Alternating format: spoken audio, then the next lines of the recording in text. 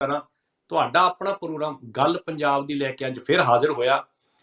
ਅੱਜ ਗੱਲ ਪੰਜਾਬ ਦੀ ਕਰਨ ਦਾ ਕਿਉਂਕਿ ਅੱਜ ਸਾਡਾ ਮੇਨ ਮਕਸਦ ਹੀ ਹੈ ਇਹ ਕਿ ਪਿਛਲੇ ਕੁਝ ਮਹੀਨਿਆਂ ਤੋਂ ਜਦ ਦੇ 3 ਕਾਲੇ ਕਾਨੂੰਨ ਆਏ ਨੇ, ਉਦੋਂ ਤੋਂ ਲੈ ਕੇ ਹਰ ਇੱਕ ਦੀ ਨਿਗਾਹ ਪੰਜਾਬ ਦੀ ਤੇ ਭਾਰਤ ਦੀ ਧਰਤੀ ਤੇ ਟਿਕੀ ਹੋਈ ਹੈ। ਚਾਹੇ ਤੁਸੀਂ ਕਿਸੇ ਦੇਸ਼ ਵਿੱਚ ਰਹਿੰਦੇ ਹੋਏ, ਚਾਹੇ ਤੁਹਾਡਾ ਪੰਜਾਬ ਦੇ ਵਿੱਚ ਇੱਕ ਮਰਲਾ ਵੀ ਜ਼ਮੀਨ ਦਾ ਹੈ ਜਾਂ ਨਹੀਂ ਹੈ, ਲੇਕਿਨ ਫਿਰ ਵੀ ਤੁਹਾਡੀਆਂ ਨਿਗਾਹਾਂ ਆ ਉਹ ਪੰਜਾਬ ਦੀ ਧਰਤੀ ਤੇ ਭਾਰਤ ਦੀ ਧਰਤੀ ਤੇ ਟਿਕੀਆਂ ਹੋਈਆਂ ਕਿ ਕੀ ਇਹ ਕਾਲੇ ਕਾਨੂੰਨਾਂ ਦੇ ਕਾਰਨ ਪੰਜਾਬ ਕੰਗਾਲ ਹੋ ਜਾਵੇਗਾ, ਪੰਜਾਬ ਉਜਾੜਿਆ ਜਾਵੇਗਾ, ਪੰਜਾਬ ਉੱਜੜ ਜਾਵੇਗਾ। ਲੇਕਿਨ ਪਿਛਲੇ 1 ਮਹੀਨੇ ਤੋਂ ਨੋਟਿਸ ਦਿੱਤਾ ਸੀ ਕਿਸਾਨ ਜਥੇਬੰਦੀਆਂ ਨੇ ਕਿ ਅਸੀਂ 26 ਤੇ 27 ਤਰੀਕ ਨੂੰ ਪੰਜਾਬ ਤੋਂ ਦਿੱਲੀ ਵੱਲ ਕੂਚ ਕਰਾਂਗੇ। ਆਪਣੇ ਹੀ ਦੇਸ਼ ਦੇ ਅੰਦਰ ਆਪਣੇ ਹੀ ਦੇਸ਼ ਦੀ ਸਰਕਾਰ ਨੇ ਆਪਣੇ ਹੀ ਦੇਸ਼ ਦੇ ਲੋਕਾਂ ਦੇ ਉੱਤੇ ਜੋ ਹਰਿਆਣੇ ਦੇ ਵਿੱਚ ਕਹਿਰ ਢਾਇਆ ਉਹ ਕਿਸੇ ਤੋਂ ਲੁਕਿਆ ਛਿਪਿਆ ਨਹੀਂ।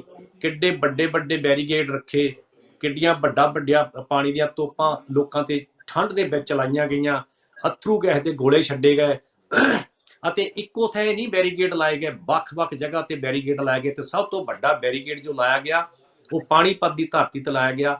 ਸਰਕਾਰਾਂ ਸਮੇਂ-ਸਮੇਂ ਤੇ ਸੜਕਾਂ ਬਣਾਉਂਦੀਆਂ ਨੇ, ਲੇਕਿਨ ਉਹਨਾਂ ਨੇ ਆਰਮੀ ਸੱਦ ਕੇ ਸੜਕਾਂ ਦੇ ਵਿੱਚ ਟੋਏ ਪੱਟੇ। ਇਹਨਾਂ ਦੇ ਕੀ ਕਾਰਨ ਸਨ? ਕਿਉਂ ਕਿਸਾਨਾਂ ਨੂੰ ਦਿੱਲੀ ਜਾਣ ਤੋਂ ਰੋਕਿਆ ਗਿਆ? ਕਿਉਂ ਆਪਣੇ ਹੀ ਦੇਸ਼ ਦੇ ਕਿਸੇ ਵੀ ਸ਼ਹਿਰ ਵਿੱਚ ਕੋਈ ਵੀ ਇਨਸਾਨ ਜਾ ਸਕਦਾ? ਇੱਕ ਲੋਕਤੰਤਰ ਦੇਸ਼ ਹੋਣ ਦੇ ਨਾਤੇ ਅੱਜ ਭਾਰਤ ਦੇ ਮੱਥੇ ਤੇ ਜੋ ਧੱਬਾ ਲੱਗਾ, ਉਹਦੇ ਲਈ ਵਿਚਾਰਾਂ ਦੀ ਸਾਂਝ ਪਾਉਣ ਦੇ ਲਈ ਅੱਜ ਆਪੋ ਆਪਣੇ ਘਰਾਂ ਤੋਂ ਮੇਰੇ ਨਾਲ ਸਿੱਖ ਚੈਨਲ ਦੇ ਰਾਹੀਂ ਜੁੜੇ ਨੇ ਸਰਦਾਰ ਧਨਵੰਤ ਸਿੰਘ ਜੀ ਬਾੜਾ ਸਾਹਿਬ, ਗਿਆਨੀ ਹਰਪ੍ਰੀਤ ਸਿੰਘ ਜੀ ਗੁਰਦੁਆਰਾ ਅਕਾਲ ਦਰਬਾਰ ਦੇ ਹੈੱਡ ਗ੍ਰੰਥੀ ਸਾਹਿਬਾਨ, ਬਲਜੀਤ ਸਿੰਘ ਜੀ ਸ਼ੇਰਗਿੱਲ ਅਤੇ ਸਰਦਾਰ ਜਸਵਿੰਦਰ ਸਿੰਘ ਜੀ ਸਰਪੰਚ ਤਲਵਣ ਤੋਂ ਮੇਰੇ ਨਾਲ ਜੁੜੇ ਨੇ। ਇਹਨਾਂ ਨੂੰ ਜੀ ਆਇਆਂ ਆਖਦਾ ਹੋਇਆ ਫਤਿਹ ਬੁਲਾਉਣਾ ਹਾਂ। ਵਾਹਿਗੁਰੂ ਜੀ ਕਾ ਖਾਲਸਾ, ਵਾਹਿਗੁਰੂ ਜੀ ਕੀ ਫਤਿਹ।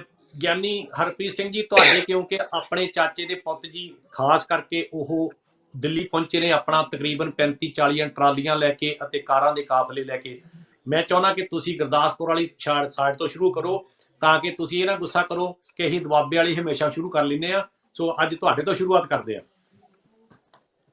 ਵਾਹਿਗੁਰੂ ਜੀ ਕਾ ਖਾਲਸਾ, ਵਾਹਿਗੁਰੂ ਜੀ ਕੀ ਫਤਿਹ। ਵਾਹਿਗੁਰੂ ਜੀ ਕੀ ਫਤਿਹ। ਇੱਕ ਚੈਨਲ ਦੇਖਦੀਆਂ ਸਾਰੀਆਂ ਸੰਗਤਾਂ ਨੂੰ ਦੇਸ਼ ਪ੍ਰਦੇਸ਼ ਦੇ ਵਿੱਚ ਸਾਡੀ ਸਾਰੀ ਟੀਮ ਵੱਲੋਂ ਬਹੁਤ ਪਿਆਰ, ਗੁਰੂ ਫਤਿਹ। ਸਤਿਗੁਰੂ ਸਾਹਿਬ ਧੰਨ ਗੁਰੂ ਗ੍ਰੰਥ ਸਾਹਿਬ ਮਹਾਰਾਜ ਜੀ ਦੀ ਕਿਰਪਾ ਹੋਈ ਹੈ, ਅਸੀਂ ਸਾਰੇ ਦੁਬਾਰਾ ਇਕੱਤਰਤ ਹੋਏ ਹਾਂ ਆਪਣੇ ਆਪਣੇ ਘਰਾਂ ਤੋਂ। ਜਿਵੇਂ ਆਪ ਜੀ ਨੇ ਬੜੇ ਪਿਆਰ ਨਾਲ ਪੁੱਛਿਆ, ਮੇਰੇ ਚਾਚੇ ਦਾ ਮੁੰਡਾ, ਸਾਡੇ ਤਾਏ ਜੀ ਦਾ ਬੇਟਾ, ਉਹ ਵੀ ਚਲੋ ਸ਼੍ਰੋਮਣੀ ਅਕਾਲੀ ਦਲ ਵੱਲੋਂ ਨੇ ਇਸ ਵਾਰੀ ਕਾਦੀਆਂ ਹਲਕੇ ਤੋਂ ਚੋਣ ਲੜਨੀ ਆ। ਮੈਂ ਕਿਸੇ ਪਾਰਟੀ ਦਾ ਨਾਂ ਨਹੀਂ ਲੈਣ ਲੱਗਿਆ ਕਿਉਂਕਿ ਪੂਰਾ ਪੰਜਾਬ ਹੀ ਇਕੱਲਾ ਨਹੀਂ, ਹਰਿਆਣਾ, ਰਾਜਸਥਾਨ, 4 ਸਫੇਰਿਓਂ ਪੂਰੇ ਆਲ ਓਵਰ ਹਿੰਦੁਸਤਾਨ ਦੇ ਵਿੱਚੋਂ ਜਿਹੜੇ ਕਿਸਾਨ ਹੁਣ ਆਉਣੇ ਸ਼ੁਰੂ ਹੋ ਗਏ ਆ। ਤੇ ਸਾਡੇ ਉਸ ਗੁਰਦਾਸਪੁਰ ਹਲਕੇ ਦੇ ਵਿੱਚੋਂ ਜਦੋਂ ਨੌਜਵਾਨ, ਕਿਉਂਕਿ ਇੱਕ ਕਹਾਵਤ ਜੀ ਬਣ ਗਈ ਸੀ ਕਿ ਪੰਜਾਬ ਜਿਹੜਾ ਆ ਉਹ ਨਸ਼ੇ ਤੇ ਲੱਗ ਗਿਆ ਤੇ ਖਤਮ ਹੋ ਚੱਲਿਆ, ਬਰਬਾਦ ਹੋ ਚੱਲਿਆ। ਅੱਜ ਇਹ ਗੱਲ ਸਾਬਤ ਹੋ ਰਹੀ ਹੈ ਔਰ ਪ੍ਰਤੱਖ ਸਾਬਤ ਹੋ ਰਹੀ ਹੈ ਕਿ ਸਿਰਫ ਪੰਜਾਬ ਨੂੰ ਨਸ਼ੇ ਤੇ ਲੱਗਿਆ ਦਿਖਾਇਆ ਜਾ ਰਿਹਾ ਸੀ, ਪੰਜਾਬ ਨਸ਼ੇ ਤੇ ਲੱਗਾ ਨਹੀਂ ਸੀ।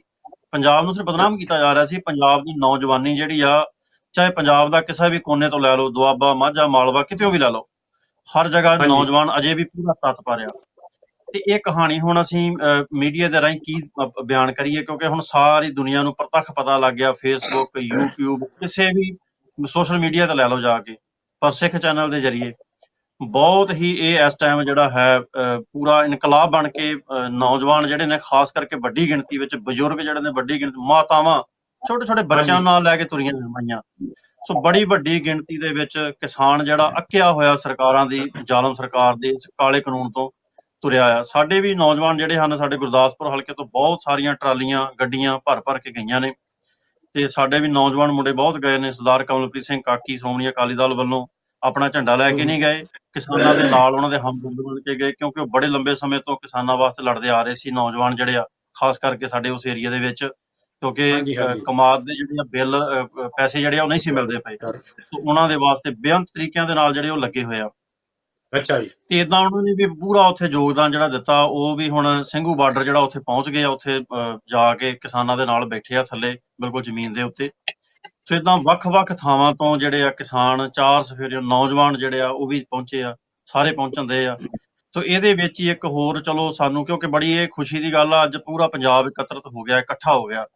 ਇਹ ਦਿਖਾ ਦਿੱਤਾ ਇਹਨਾਂ ਨੇ ਮੋਦੀ ਸਰਕਾਰ ਨੂੰ ਤੇ ਪੂਰੇ ਵਰਲਡ ਨੂੰ ਵੀ ਦਿਖਾ ਦਿੱਤਾ ਕਿ ਪੰਜਾਬੀ ਜਿਹੜੇ ਆ ਤੇ ਸਿੱਖ ਜਿਹੜੇ ਆ ਇਹ ਜਦੋਂ ਇਕੱਠੇ ਹੋ ਜਾਣ ਤੇ ਫਿਰ ਬੜੇ ਚੰਗੇ ਤਰੀਕੇ ਨਾਲ ਹੁੰਦੇ ਆ। ਤੁਸੀਂ ਇਹਨਾਂ ਦੇ ਨਾਲ ਅੱਗੇ ਬਿਲਕੁਲ ਅੜ ਨਹੀਂ ਸਕਦੇ। ਤੁਸੀਂ ਦੇਖਿਆ ਕਿਹੜੇ ਕਿਹੜੇ ਵੱਡੇ ਟੋਏ ਪੁੱਟੇ ਆ, ਕਿੰਨੀਆਂ ਉਹਨਾਂ ਨੇ ਮਿੱਟੀ ਦੀਆਂ ਟਰਾਲੀਆਂ ਟਰੱਕ ਲਾ ਕੇ ਪਹਾੜ ਬਣਾਤੇ ਸੀ ਅੱਗੇ। ਪਰ ਇਹਨਾਂ ਨੂੰ ਇਹ ਗੱਲ ਭੁੱਲ ਗਈ ਸੀ ਵੀ ਇਹ ਉਹ ਜ਼ਿਮੀਂਦਾਰ ਕਿਸਾਨ ਨੇ ਜਿਹੜੇ ਮਿੱਟੀ ਦੇ ਨਾਲ ਖੇਡਦੇ ਆ ਹਰ ਰੋਜ਼। ਮਿੱਟੀ ਉਹ ਬਿਲਕੁਲ ਆਪਣੀ ਮਾਂ ਮੰਨਦੇ ਆ ਮਿੱਟੀ ਨੂੰ, ਤੇ ਇਹ ਮਾਂ ਉਹਨਾਂ ਨੂੰ ਰਸਤਾ ਦੇਵੇਗੀ। ਚਾਹੇ ਟੋਏ ਪੁੱਟ ਲਓ, ਚਾਹੇ ਪਹਾੜ ਬਣਾ ਲਓ, ਬੜੇ ਤਰੀਕਿਆਂ ਦੇ ਨਾਲ। ਚਾਹੇ ਪਾਣੀ ਦੀਆਂ ਬੁਛਾਰਾਂ, ਨੌਜਵਾਨ ਨੇ ਉੱਤੇ ਚੜ੍ਹ ਕੇ ਟੈਂਕੀ ਤੇ ਕਿਵੇਂ ਉਹ ਬੰਦ ਕੀਤੀ। ਏਦਾਂ ਬੜੀਆਂ ਘਟਨਾਵਾਂ ਜਿਹੜੀਆਂ ਹੋਈਆਂ ਹਨ। ਇਹਨਾਂ ਵਿੱਚ ਇੱਕ ਜਿਹੜੀ ਹੋਰ ਘਟਨਾ ਹੋਈ ਹੈ, ਇੱਕ ਧੰਨਾ ਸਿੰਘ ਨਾਮ ਦਾ ਕਿਸਾਨ ਜਿਹੜਾ ਵਿਚਾਰਾ ਜਿਹਦਾ ਉੱਥੇ ਪਹਿਲੀ ਸ਼ਹੀਦੀ ਹੋਈ ਹੈ ਜਿਹਦੀ, ਉਹਦੇ ਵਾਸਤੇ ਬਿਲਕੁਲ ਚਲੋ ਸਾਨੂੰ ਬਹੁਤ ਦੁੱਖ ਆ। ਔਰ ਅਸੀਂ ਚਾਹੁੰਦੇ ਹਾਂ ਕਿ ਮਹਾਰਾਜ ਉਹਨੂੰ ਆਪਣੇ ਚਰਨਾਂ 'ਚ ਨਿਵਾਸ ਬਖਸ਼ੇ ਤੇ ਸਾਰੀ ਕੌਮ, ਪੂਰੇ ਕਿਸਾਨ ਜਥੇਬੰਦੀਆਂ ਉਹਦੇ ਨਾਲ ਪਰਿਵਾਰ ਦੇ ਨਾਲ ਖੜੀਆਂ ਹੋਣ। ਤੇ ਗੌਰਮੈਂਟ ਨੂੰ ਵੀ, ਮੋਦੀ ਸਰਕਾਰ ਨੂੰ ਵੀ, ਹੁਣ ਪਤਾ ਨਹੀਂ ਕੀ ਇਹਨਾਂ ਨੂੰ ਚਾਹੁੰਦੇ ਕੀ ਆ, ਮਹਾਰਾਜ ਜਾਣਦਾ ਆ। ਪਰ ਇਹਨਾਂ ਨੂੰ ਇੱਕ ਗੱਲ ਹੁਣ ਸਮਝ ਆ ਗਈ ਆ ਕਿ ਕਿਸਾਨ ਪਿੱਛੇ ਹਟਣ ਵਾਲੇ ਨਹੀਂ, ਇਹ ਕਾਨੂੰਨ ਇਹਨਾਂ ਨੂੰ ਵਾਪਸ ਲੈਣੇ ਹੀ ਪੈਣੇ ਆ। ਔਰ ਸਾਡੀ ਵੀ ਇਹਨਾਂ ਨੂੰ ਬਿਲਕੁਲ ਰਿਕੁਐਸਟ ਹੈ, ਅਜੇ ਕਿਸਾਨ ਤੁਹਾਨੂੰ ਬੇਨਤੀਆਂ ਹੀ ਕਰ ਰਹੇ ਆ, ਅਜੇ ਸਿਰਫ ਮਿੰਨਤਾਂ ਹੀ ਕਰ ਰਿਹਾ ਤੁਹਾਡੀਆਂ ਕਿਸਮ ਦੀਆਂ। ਤੁਹਾਡੇ ਕੋਲ ਮਹਿਮਾਨ ਬਣ ਕੇ ਪਹੁੰਚੇ, ਉਹਨਾਂ ਦੀ ਜੀ ਆਇਆਂ ਕਰੋ, ਉਹਨਾਂ ਦਾ ਜਿਹੜੀ ਗੱਲ ਮੰਨੋ, ਕਾਨੂੰਨ ਨੂੰ ਵਾਪਸ ਲਵੋ। ਜੇ ਨਹੀਂ ਲਿਆ ਤੇ ਫਿਰ ਇਹ ਕਿਸਾਨ ਜਦੋਂ ਭੂਤੜ ਜਾਣੇ ਆ ਫਿਰ ਤੁਹਾਡੇ ਤੋਂ ਸਾਂਭੇ ਨਹੀਂ ਜਾਣੇ। ਤੇ ਇਹ ਚੀਜ਼ਾਂ ਜਿਹੜੀਆਂ ਹਨ ਇਹ ਇਹਨਾਂ ਨੂੰ ਸੋਚਣੀਆਂ ਵਿਚਾਰਨੀਆਂ ਚਾਹੀਦੀਆਂ। ਤੇ ਨਾਲ ਹੀ ਸਰਦਾਰ ਬਲਹਾਰ ਸਿੰਘ ਜੀ ਰਾਮੇਵਾਲ ਜੀ, ਆਪ ਜੀਆਂ ਨੂੰ ਵੀ ਵਧਾਈਆਂ, ਸਾਰੀ ਟੀਮ ਨੂੰ ਵਧਾਈਆਂ। ਸ਼੍ਰੋਮਣੀ ਗੁਰਦੁਆਰਾ ਪ੍ਰਬੰਧਕ ਕਮੇਟੀ ਦੇ ਨਵੇਂ ਪ੍ਰਧਾਨ ਬੀਬੀ ਜਗੀਰ ਕੌਰ ਜੀ, ਹਾਂਜੀ ਜੋ ਕਿ ਨਿਯੁਕਤ ਕੀਤੇ ਗਏ ਹਨ। ਸੋ ਮਹਾਰਾਜ ਉਹਨਾਂ ਨੂੰ, ਬੀਬੀ ਜੀ ਨੂੰ ਚੜ੍ਹਦੀ ਕਲਾ ਬਖਸ਼ਣ ਅਤੇ ਆਉਣ ਵਾਲੇ ਸਮੇਂ ਦੇ ਵਿੱਚ ਸਿੱਖ ਪੰਥ ਦੀ ਤਨ ਮਨ ਧਨ ਦੇ ਨਾਲ ਪੂਰੀ ਸੇਵਾ ਜਿਹੜੀ ਹੈ ਨਿਭਾਉਣ ਦਾ ਉਹਨਾਂ ਨੂੰ ਬਲ ਬਖਸ਼ਣ। ਇਹ ਸਾਡੀ ਅਰਦਾਸ ਹੈ, ਕਿਉਂਕਿ ਸਿੱਖ ਕੌਮ ਨੂੰ ਵੀ ਇਸ ਟਾਈਮ ਇੱਕ ਸੁਚੱਜਾ ਅਗਵਾਕਾਰ ਚਾਹੀਦਾ ਆ, ਜਿਹੜਾ ਅਗਵਾਈ ਕਰੇ ਪੂਰੀ ਸਹੀ ਤਰੀਕੇ ਦੇ ਨਾਲ। ਸੋ ਉਹਨਾਂ ਨੂੰ ਬਿਲਕੁਲ ਮਹਾਰਾਜ ਸਮਤ ਬਖਸ਼ੇ ਤੇ ਵਧੀਆ ਅਗਵਾਈ ਕਰਨ ਵਾਸਤੇ ਗੁਰਦੁਆਰਾ ਪ੍ਰਬੰਧ ਜਿਹੜਾ ਸੋਹਣਾ ਚੱਲੇ, ਉਹਦੇ ਵਾਸਤੇ ਮਹਾਰਾਜ ਉਹਨਾਂ ਨੂੰ ਤਾਕਤ ਬਖਸ਼ੇ, ਸਾਡੀ ਅਰਦਾਸ ਵੀ ਹੈ। ਸੋ ਇਸ ਤਰ੍ਹਾਂ ਕਰਕੇ ਜਿਹੜਾ ਸਾਰਾ ਸਿਸਟਮ ਚੱਲਦਾ ਪਿਆ ਜੀ। ਚਲੋ, ਮੈਂ ਤੁਹਾਡਾ ਧੰਨਵਾਦੀ ਆ ਬਾਬਾ ਜੀ। ਬਾੜਾ ਸਾਹਿਬ, ਜਿਸ ਤਰ੍ਹਾਂ ਗਿਆਨੀ ਜੀ ਨੇ ਦੱਸਿਆ, ਆਪਾਂ ਭਲੀ ਭਾਤ ਜਾਣਦੇ ਆ ਕਿ ਜਿਹੜੇ ਕਿਸਾਨ ਆ, ਚਾਹੇ ਉਹ ਜੱਟ ਜ਼ਿਮੀਂਦਾਰ ਨੇ, ਚਾਹੇ ਉਹ ਹੋਰ ਕਿਸੇ ਧਰਮ ਨਾਲ ਸੰਬੰਧ ਰੱਖਦੇ, ਜੋ ਵੀ ਖੇਤੀ ਕਰਦੇ ਨੇ ਉਹਨਾਂ ਨੂੰ ਆਪਾਂ ਕਿਸਾਨ ਕਹਿੰਦੇ ਆ। ਲੇਕਿਨ ਕਿਸਾਨਾਂ ਦੇ ਬੱਚੇ, ਚਾਹੇ ਬੱਚੀਆਂ ਛੋਟੇ ਹੁੰਦੇ, ਮਿੱਟੀ ਨਾਲ ਖੇਡਦੇ ਆ, ਪਾਣੀ ਨਾਲ ਖੇਡਦੇ ਆ। ਆਪਾਂ ਦੇਖਦੇ ਆ ਕਿ ਪਾਣੀ ਦੀਆਂ ਜੋ ਮੋਟਰਾਂ ਦੀਆਂ ਧਾਰਾਂ ਹੁੰਦੀਆਂ ਕਿੰਨੀਆਂ ਤੇਜ਼ ਹੁੰਦੀਆਂ, ਲੇਕਿਨ ਛੋਟਾ ਬੱਚਾ ਉਹਦੇ ਮੂਹਰੇ ਵੀ ਸਿਰ ਕਰ ਕਰਕੇ ਨਹਾਉਂਦਾ ਹੁੰਦਾ। ਲੇਕਿਨ ਇਹ ਪਾਣੀ ਦੀਆਂ ਧਾਰਾਂ ਮਾਰ ਕੇ ਡਰਾਉਂਦੇ ਸੀ, ਮਿੱਟੀ ਦੇ ਪਹਾੜ ਬਣਾ ਕੇ ਡਰਾਉਂਦੇ ਸੀ, ਜਾਂ ਮਿੱਟੀ ਦੇ ਟੋਏ ਪੱਟ ਕੇ ਡਰਾਉਂਦੇ ਸੀ। ਤੇ ਬਾੜਾ ਸਾਹਿਬ, ਇਹ ਪੰਜਾਬ ਤੇ ਹਰਿਆਣੇ ਦੇ ਬਾਰਡਰ ਤੇ ਤਾਂ ਕਰ ਲਿਆ, ਲੇਕਿਨ ਹਰਿਆਣੇ ਦੇ ਸ਼ਹਿਰਾਂ, ਦੂਜੇ ਸ਼ਹਿਰਾਂ 'ਚ ਕਰਨ ਦੀ ਕੀ ਲੋੜ ਪੈ ਗਈ, ਜਿਵੇਂ ਕਿ ਪਾਣੀਪਤ? ਕੀ ਕਹਿਣਾ ਚਾਹੁੰਦੇ? ਸਭ ਤੋਂ ਪਹਿਲਾਂ ਫਿਰ ਇੱਕ ਵਾਰ ਆਪਣੇ ਵੱਲੋਂ ਅਤੇ ਸਮੂਹ ਟੀਮ ਵੱਲੋਂ ਅਤੇ ਸਿੱਖ ਚੈਨਲ ਵੱਲੋਂ ਦੂਰ ਦਰਾਡੇ ਬੈਠੇ ਸਾਰੇ ਹੀ ਦਰਸ਼ਕਾਂ ਨੂੰ ਵਾਹਿਗੁਰੂ ਜੀ ਕਾ ਖਾਲਸਾ, ਵਾਹਿਗੁਰੂ ਜੀ ਕੀ ਫਤਿਹ। ਤੇ ਮੈਂ ਪਹਿਲਾਂ ਤੇ ਇੱਕ ਬਹੁਤ ਮੰਦਭਾਗੀ ਜਿਹੜੀ ਘਟਨਾ ਆ, ਜਿਹੜੀ ਕਿ ਦਿੱਲੀ ਦੇ ਵਿੱਚ ਬੰਗਲਾ ਸਾਹਿਬ ਗੁਰਦੁਆਰੇ ਵਾਪਰੀ ਹੈ। ਕਿਉਂਕਿ ਸਵੇਰ ਦੀ ਪਹਿਲੀ ਅਰਦਾਸ ਦੇ ਵਿੱਚ ਕੋਈ ਇੱਕ ਸਿਰਫ ਰਿਹਾ ਮਤਲਬ ਬੰਦਾ ਜਿਹੜਾ ਕਿ ਉਹ ਆ ਕੇ ਉਸ ਮਹਾਰਾਜ ਦੇ ਸਰੂਪ ਤੇ ਜਿੱਥੇ ਥੜਾ ਸਾਹਿਬ, ਉੱਥੇ ਆ ਕੇ ਉਹ ਲੰਮਾ ਪੈ ਗਿਆ ਤੇ ਗਾਲਾਂ ਕੱਢ ਰਿਹਾ ਸੀਗਾ। ਔਰ ਫੜ ਲਿਆ, ਫੜ ਕੇ ਵੀ ਫਿਰ ਉਸਨੂੰ ਮਤਲਬ ਕੁੱਟਿਆ ਵੱਢਿਆ ਵੀ, ਤੇ ਫਿਰ ਨਾਲ ਉਸਨੂੰ ਪੁਲਿਸ ਦੇ ਵਿੱਚ ਉਸ ਦੇ ਜਿਹੜਾ ਹੈਗਾ ਉਸ ਤੇ FRI ਦਰਜ ਕੀਤੀ ਗਈ ਆ। ਪਰ ਨਾਲ ਉਹ ਚੈੱਕ ਕਰਨ ਲੱਗਿਆ ਨੇ ਜੀ ਕਿ ਦਿਮਾਗੀ ਹਾਲਤ ਨਹੀਂ। ਮੈਂ ਤਾਂ ਇਹ ਕਹਿਣਾ ਚਾਹੁੰਦਾ ਕਿ ਵੀ ਹਰੇਕ ਜਿਹੜਾ ਕੋਈ ਵੀ ਕਿਸੇ ਤਰ੍ਹਾਂ ਦੀ ਵੀ ਬੇਅਦਬੀ ਕਰਦਾ, ਮਗਰੋਂ ਉਹਨੂੰ ਮਤਲਬ ਇਹ ਕਹਿ ਦਿੰਦੇ ਆ ਜੀ ਕਿ ਵੀ ਇਹ ਤਾਂ ਮੈਂਟਲੀ ਅਪਸੈਟ ਹੈ ਜੀ। ਪਰ ਮੈਂ ਇਹ ਕਹਿਣਾ ਚਾਹੁੰਦਾ ਕਿ ਵੀ ਇਹਦੇ ਪਿੱਛੇ ਪਤਾ ਨਹੀਂ ਕਿਹੜੀਆਂ ਏਜੰਸੀਆਂ, ਕਿਹੜੀਆਂ ਸਾਜ਼ਿਸ਼ਾਂ, ਕਿਹੜੇ ਉਹ ਪੈਸੇ ਦੀ ਖਾਤਰ ਮਤਲਬ ਆ ਕੇ ਇਸ ਤਰ੍ਹਾਂ ਕਰਦੇ ਨੇ। ਪਰ ਗੁਰੂ ਮਹਾਰਾਜ ਭਲੀ ਕਰੇ, ਪਰ ਲੇਕਿਨ ਇਹਨਾਂ ਬੰਦਿਆਂ ਦਾ ਜਿਹੜਾ ਅੰਤ ਆ ਉਹ ਬਹੁਤ ਹੀ ਮਾੜਾ ਹੋਵੇਗਾ। ਅਤੇ ਨਾਲ ਨਾਲ ਮੈਂ ਧੰਨ ਸ੍ਰੀ ਗੁਰੂ ਗੋਬਿੰਦ ਸਿੰਘ ਮਹਾਰਾਜ ਦੇ ਜਿਹੜੇ ਜ਼ੋਰਾਵਰ ਬਾਬਾ ਜ਼ੋਰਾਵਰ ਸਿੰਘ ਫਤਿਹ, ਉਹਨਾਂ ਜ਼ੋਰਾਵਰ ਫਤਿਹ ਸਿੰਘ ਉਹਨਾਂ ਨੂੰ ਮਤਲਬ ਜਨਮ ਦਿਨ ਦੀਆਂ ਲੱਖ ਲੱਖ ਵਧਾਈ ਦਿੰਦਾ ਹਾਂ। ਤੇ ਜਿਹੜੀ ਗੱਲ ਆਪ ਜੀ ਨੇ ਦੱਸੀ ਆ, ਹਾਂਜੀ ਜ਼ੋਰਾਵਰ ਸਿੰਘ ਉਹਨਾਂ ਦੀ ਮਤਲਬ ਹੈ ਜੀ। ਤੇ ਉਹ ਮਤਲਬ ਮੈਂ ਦੱਸਦਾ ਕਿ 2 ਮਹੀਨਿਆਂ ਤੋਂ ਜੋ ਇਹ 2 ਮਹੀਨੇ ਤੋਂ ਉੱਪਰ ਹੀ ਹੋ ਗਏ ਨੇ ਦਿਨ ਕਿ ਵੀ ਜਿਹੜਾ ਇਹ ਅੰਦੋਲਨ ਸੰਘਰਸ਼ ਚੱਲਿਆ ਆ, ਇਹ ਬੜੇ ਹੀ ਜ਼ੋਰਾਂ ਸ਼ੋਰਾਂ ਨਾਲ ਸੀ। ਬੜੀਆਂ ਮੀਟਿੰਗਾਂ ਹੋਈਆਂ, ਮੀਟਿੰਗਾਂ ਤੋਂ ਬਾਅਦ ਵੀ ਕੋਈ ਇਸ ਦਾ ਸਿੱਟਾ ਸੋਹਣਾ ਨਹੀਂ ਨਿਕਲਿਆ ਅਤੇ ਨਾ ਹੀ ਉਹਨਾਂ ਨੇ ਮੀਟਿੰਗਾਂ ਦਾ ਕੋਈ ਰਿਜ਼ਲਟ ਚੰਗਾ ਕੱਢਿਆ, ਜਿਸ ਦੇ ਵਿੱਚ ਉਹਨਾਂ ਨੇ ਆਪਣਾ 25 26 ਤੇ 27 ਦਾ ਜੋ ਉਹਨਾਂ ਨੇ ਪਹਿਲਾਂ ਹੀ ਇਹ ਪ੍ਰੋਗਰਾਮ ਬਣਾਇਆ ਹੋਇਆ ਸੀ, ਉਸ ਲਿਖੇ ਹੋਏ ਪ੍ਰੋਗਰਾਮ ਦੇ ਹਿਸਾਬ ਨਾਲ 26 ਤੇ 27 ਤਰੀਕ ਨੂੰ ਉਹਨਾਂ ਨੇ ਦਿੱਲੀ ਨੂੰ ਕੂਚ ਕੀਤਾ। ਜਿਸ ਤਰ੍ਹਾਂ ਆਪ ਹੀ ਨੇ ਦੱਸਿਆ, ਗਿਆਨੀ ਜੀ ਉਹਨਾਂ ਨੇ ਦੱਸਿਆ ਕਿ ਹਜ਼ਾਰਾਂ ਦੀ ਗਿਣਤੀ ਦੇ ਵਿੱਚ ਟਰਾਲੀਆਂ ਮਤਲਬ ਹਰਿਆਣੇ ਦੇ ਵਿੱਚੋਂ, ਪੰਜਾਬ ਦੇ ਵਿੱਚੋਂ, ਵੱਖ-ਵੱਖ ਜ਼ਿਲ੍ਹਿਆਂ ਚੋਂ ਇਹ ਕੂਚ ਕਰਕੇ ਜਿਨ੍ਹਾਂ ਨੇ ਆਪਣਾ ਪੂਰਾ ਪ੍ਰਬੰਧ ਬਣਾ ਕੇ ਮਤਲਬ ਆਪਣੇ ਦਿੱਲੀ ਨੂੰ ਆਪਣੀ ਯਾਤਰਾ ਸ਼ੁਰੂ ਕੀਤੀ। ਅਤੇ ਨਾਲ ਜਿਸ ਤਰ੍ਹਾਂ ਆਪ ਜੀ ਨੇ ਦੱਸਿਆ ਕਿ ਪਾਣੀਪਤ ਦੇ ਵਿੱਚ ਜਿਹੜਾ, ਕਿਉਂਕਿ ਪਿੱਛੇ ਤੇ ਬਾਰਡਰ ਲਾਏ ਸੀ, ਹਰਿਆਣੇ ਬਾਰਡਰ ਤੋਂ ਸਟਾਰਟਿੰਗ ਤੋਂ ਉਹਨਾਂ ਨੇ ਵੱਖਰੇ ਲਾਏ ਸੀ, ਲੇਕਿਨ ਉਹਨਾਂ ਨੇ ਸੋਚਿਆ ਹੋਏਗਾ ਕਿ ਵੀ ਇੰਨੇ ਕੁ ਨਾਲ ਇਹਨਾਂ ਦਾ ਸਰ ਜਾਏਗਾ। ਪਰ ਲੇਕਿਨ ਜਵਾਨੀ ਦੇ ਅੱਗੇ, ਜਵਾਨ ਮੁੰਡਿਆਂ ਦੇ ਅੱਗੇ, ਕਿਉਂਕਿ ਜਿਸ ਤਰ੍ਹਾਂ ਭਾਈ ਸਾਹਿਬ ਉਹਨਾਂ ਨੇ ਦੱਸਿਆ ਕਿ ਨਸ਼ਾ ਜ਼ਰੂਰੀ ਨਹੀਂ ਕਿ ਨਸ਼ੇ ਸਾਰੇ ਕਰਦੇ ਆ, ਠੀਕ ਆ, ਥੋੜਾ ਮੋਟਾ ਨਸ਼ਾ ਹੈ, ਪਰ ਲੇਕਿਨ ਬਾਕੀ ਜਵਾਨੀ ਹਲੇ ਬਹੁਤ ਉਤਾਵਲੀ ਆ ਸੰਘਰਸ਼ ਕਰਨ ਲਈ। ਉਹਨਾਂ ਨੇ ਮਤਲਬ ਜੋ ਵੀ ਸੀਗੇ ਉਹ ਬੈਰੀਅਰ ਜਿੰਨੇ ਵੀ ਉਹਨਾਂ ਨੇ ਪੱਥਰ ਰੱਖੇ ਸੀ, ਉਹਨਾਂ ਨੂੰ ਪਰੇ ਚੱਕ ਕੇ ਰਸਤਾ ਬਣਾਉਂਦੇ ਰਹੇ। ਪਰ ਲੇਕਿਨ ਪਾਣੀਪਤ ਦੇ ਜਿਹੜਾ ਆ ਕੇ ਉੱਥੇ ਜੋ ਉਹਨਾਂ ਨੇ ਗਵਰਨਮੈਂਟ ਨੇ ਕੀਤਾ ਸੀ, ਹਰਿਆਣੇ ਦੀ ਗਵਰਨਮੈਂਟ ਨੇ ਕਹਿ ਲਓ, ਸੈਂਟਰ ਗਵਰਨਮੈਂਟ ਨੇ ਕਰਵਾਇਆ ਸੀ, ਪਰ ਉਹ ਬਹੁਤ ਹੀ ਭੈੜਾ, ਉਹਨਾਂ ਦੀ ਜਾਨੀ ਇੰਨੀ ਨਿਗਾਰ ਉਹਨਾਂ ਦਾ ਦਿਮਾਗ ਤੇ ਆ ਚੁੱਕਾ ਸੀ ਕਿ ਵੀ ਉਹਨਾਂ ਨੇ ਜਿੱਥੇ ਹਾਈਵੇ ਆਮ ਪਬਲਿਕ ਨੇ ਲੰਘਣਾ, ਉੱਥੋਂ ਟੋਏ ਪੱਟ ਕੇ ਅਤੇ ਢੇਰ ਲਾ ਕੇ ਆਪਣੇ ਟੈਂਕਰ ਲਾ ਕੇ ਦੂਏ, ਉਸ ਤੋਂ ਬਾਅਦ ਆਪਣਾ ਪਾਣੀ ਦੇ ਟੈਂਕਰਾਂ ਦੇ ਨਾਲ ਜਿਹੜੇ ਅਥਰੂ ਗੈਸ ਦੇ ਵੀ ਉਹ ਵੀ ਉੱਥੇ ਛੱਡੀ ਗਈ। ਅਤੇ ਨਾਲ ਉਹਨਾਂ ਨੇ ਸਾਰਿਆਂ ਨਾਲੋਂ ਵੱਡਾ ਜਿਹੜਾ ਪ੍ਰੋਗਰਾਮ ਕੀਤਾ ਉਹਨਾਂ ਨੇ ਲਾਠੀ ਚਾਰਜ ਵੀ ਕੀਤਾ। ਲਾਠੀ ਚਾਰਜ ਦੇ ਨਾਲ ਜ਼ਖਮੀ ਵੀ ਹੋਏ, ਈਵਨ ਕਿ ਉਹਨਾਂ ਨੇ ਬਜ਼ੁਰਗਾਂ ਦੇ ਉੱਪਰ ਵੀ ਮਤਲਬ ਲਾਠੀ ਚਾਰਜ ਕੀਤਾ। ਮੈਂ ਇੱਕ ਹੋਰ ਗੱਲ ਦੱਸਦਾ ਜਾਵਾਂ, ਜਦੋਂ ਉਹਨਾਂ ਨੇ ਦਿੱਲੀ ਪਹੁੰਚ ਕੇ ਉਹਨਾਂ ਨੇ ਸਵਾਗਤ ਕੀਤਾ, ਪਰ ਲੇਕਿਨ ਮੋਦੀ ਨੂੰ ਉੱਥੇ ਉਹਨਾਂ ਦੇ ਆਉਣ ਦੀਆਂ ਖਬਰਾਂ ਪਹੁੰਚਣ ਤੋਂ ਬਾਅਦ ਉਹਨਾਂ ਨੇ ਸੀਐਮ ਜਾਨੀ ਕੇਜਰੀਵਾਲ ਨੂੰ 9 ਸਟੇਡੀਅਮ ਜਿਹੜੇ ਦਿੱਲੀ ਦੇ ਵਿੱਚ ਨੇ ਉਹਨਾਂ ਦੀ ਮਤਲਬ ਐਪਲੀਕੇਸ਼ਨ ਦਿੱਤੀ, ਜਾਂ ਉਹਨਾਂ ਦੀ ਮੰਗ ਕੀਤੀ ਕਿ ਭਈ ਇਹਨਾਂ ਨੂੰ ਜੇਲ੍ਹਾਂ 'ਚ ਜਾਨੀ ਜੇਲ੍ਹਾਂ ਟਾਈਪ 'ਚ ਬਣਾਉਣ ਲਈ ਇਹਨਾਂ ਨੂੰ ਇੱਥੇ ਅੰਦਰ ਬੰਦ ਕਰਤਾ ਜਾਵੇਗੀ, ਜਾਂ ਇਹਨਾਂ ਨੂੰ ਇੱਥੇ ਜਗ੍ਹਾ ਦੇ ਦਿੱਤੀ ਜਾਵੇਗੀ, ਜਿਸ ਦੇ ਨਾਲ ਇਹ ਮਤਲਬ ਥੋੜੇ ਜਿਹੇ ਇਹ ਰੁਕੇ ਜਾਣਗੇ। ਪਰ ਲੇਕਿਨ ਕੇਜਰੀਵਾਲ ਦੇ ਆਮ ਪਾਰਟੀ ਦੇ ਇਸ ਗੱਲ ਤੇ ਬਹੁਤ ਹੀ ਮਤਲਬ ਸ਼ਲਾਘਾਯੋਗ ਆ ਕਿ ਉਹਨੇ ਇਸ ਚੀਜ਼ ਦੇ ਸਾਈਨ ਕਰਨ ਤੋਂ ਰੱਦ ਕਰ ਦਿੱਤਾ। ਅਤੇ ਨਾਲ ਉਹਨਾਂ ਨੇ ਮਤਲਬ ਕਿਹਾ ਕਿ ਭਈ ਇਹ ਜੋ ਕਿਸਾਨ ਆ ਉਹ ਆਪਣੇ ਹੱਕ ਦੇ ਲਈ ਲੜ ਰਹੇ ਆ, ਕੋਈ ਉਹ ਹਿੰਸਕ ਨਹੀਂ ਹੈਗੇ, ਕੋਈ ਉਹਨਾਂ ਨੇ ਮਤਲਬ ਗਲਤ ਕੰਮ ਨਹੀਂ ਚੁੱਕਿਆ, ਕਿਉਂਕਿ ਹਰ ਇੱਕ ਭਾਰਤੀ ਦਾ ਸੰਵਿਧਾਨਿਕ ਹੱਕ ਹੈਗਾ ਕਿ ਉਹ ਪ੍ਰੋਟੈਸਟ ਕਰ ਸਕਦਾ ਆ, ਜੇ ਉਹ ਮਤਲਬ ਕੋਈ ਜ਼ਿਆਦਤੀ ਨਾ ਕਰੇ, ਕੋਈ ਲੜਾਈ ਝਗੜਾ ਨਾ ਕਰੇ। ਸੋ ਮਤਲਬ ਕਿਸਾਨਾਂ ਨੇ, ਜਵਾਨਾਂ ਮੁੰਡਿਆਂ ਨੇ ਮਤਲਬ ਬਹੁਤ ਹੀ ਸ਼ਲਾਘਾਯੋਗ ਕਦਮ ਚੱਕਿਆ ਕਿ ਉਹਨਾਂ ਨੇ ਕਿਹਾ ਕਿ ਵੀ ਜੋ ਸਾਡੇ ਲੀਡਰ ਕਹਿਣਗੇ ਅਸੀਂ ਉਸੇ ਤਰ੍ਹਾਂ ਕਰਾਂਗੇ। ਉਸ ਤੋਂ ਇਲਾਵਾ ਉਹਨਾਂ ਨੇ ਕੋਈ ਕਿਸੇ ਨਾਲ, ਈਵਨ ਕਿ ਮੈਂ ਤਾਂ ਇਹ ਕਹਾਂਗਾ ਕਿ ਉਹਨਾਂ ਨੇ ਪੁਲਿਸ ਵਾਲਿਆਂ ਨੂੰ ਪਾਣੀ, ਪੁਲਿਸ ਵਾਲਿਆਂ ਨੂੰ ਉਹਨਾਂ ਨੇ ਮਤਲਬ ਲੰਗਰ ਛਕਾਇਆ।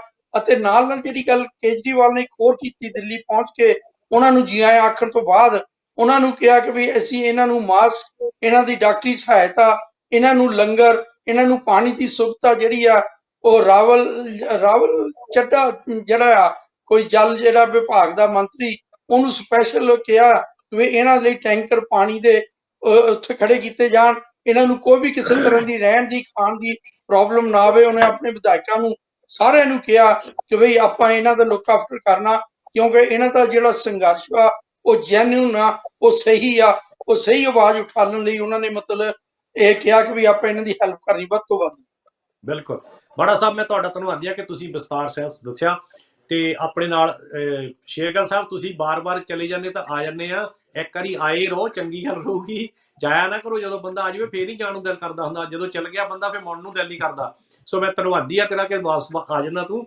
ਲੇਕਿਨ ਸਰਪੰਚ ਸਾਹਿਬ, ਸ਼ੇਰਗਿੱਲ ਸਾਹਿਬ, ਜਦੋਂ ਆਪਣੇ ਦੇਸ਼ ਦੀ ਪੁਲਿਸ, ਆਪਣੇ ਦੇਸ਼ ਦੀ ਆਰਮੀ, ਆਪਣੇ ਦੇਸ਼ ਦੀ CRP ਤੁਹਾਡੇ ਤੇ ਡਾਂਗਾ ਭਰਾਵੇ, ਤੁਹਾਡੇ ਤੇ ਅਥਰੂ ਗੈਸ ਦੇ ਗੋਲੇ ਸੁੱਟੇ, ਤੁਹਾਡੇ ਮੋਹਰੇ ਵੱਡੇ ਪੱਥਰ ਲਾ ਕੇ ਤੁਹਾਨੂੰ ਰੋਕਣ ਦੀ ਕੋਸ਼ਿਸ਼ ਕਰੇ, ਬੈਰੀਗੇਡ ਲਾਵੇ, ਮੋਹਰੇ ਵੱਡੇ ਟੈਂਕਰਾਂ ਨੂੰ ਖੜਾ ਕਰ ਦੇਵੇ, ਪਾਣੀ ਦੀਆਂ ਵਿਛਾੜਾਂ ਮਾਰੇ, ਤੇ ਉੱਥੇ ਫਿਰ ਵੀ ਤੁਸੀਂ ਸਬਰ ਰੱਖੋ, ਫਿਰ ਵੀ ਤੁਸੀਂ ਇਹ ਕਹੋ ਕਿ ਅਸੀਂ ਪ੍ਰਸ਼ਾਸਨ ਤੇ ਹੱਥ ਨਹੀਂ ਚੱਕਣਾ, ਫਿਰ ਵੀ ਤੁਸੀਂ ਜਿੱਦਾਂ ਬਾੜਾ ਸਾਹਿਬ ਨੇ ਦੱਸਿਆ, ਫਿਰ ਵੀ ਤੁਸੀਂ ਉਹ ਪ੍ਰਸ਼ਾਸਨ ਨੂੰ ਰਾਤ ਨੂੰ ਕਹੋ ਆ ਜਾਓ ਲੰਗਰ ਛਕ ਲੈਣੇ, ਸਵੇਰ ਨੂੰ ਲੜ ਲਵਾਂਗੇ।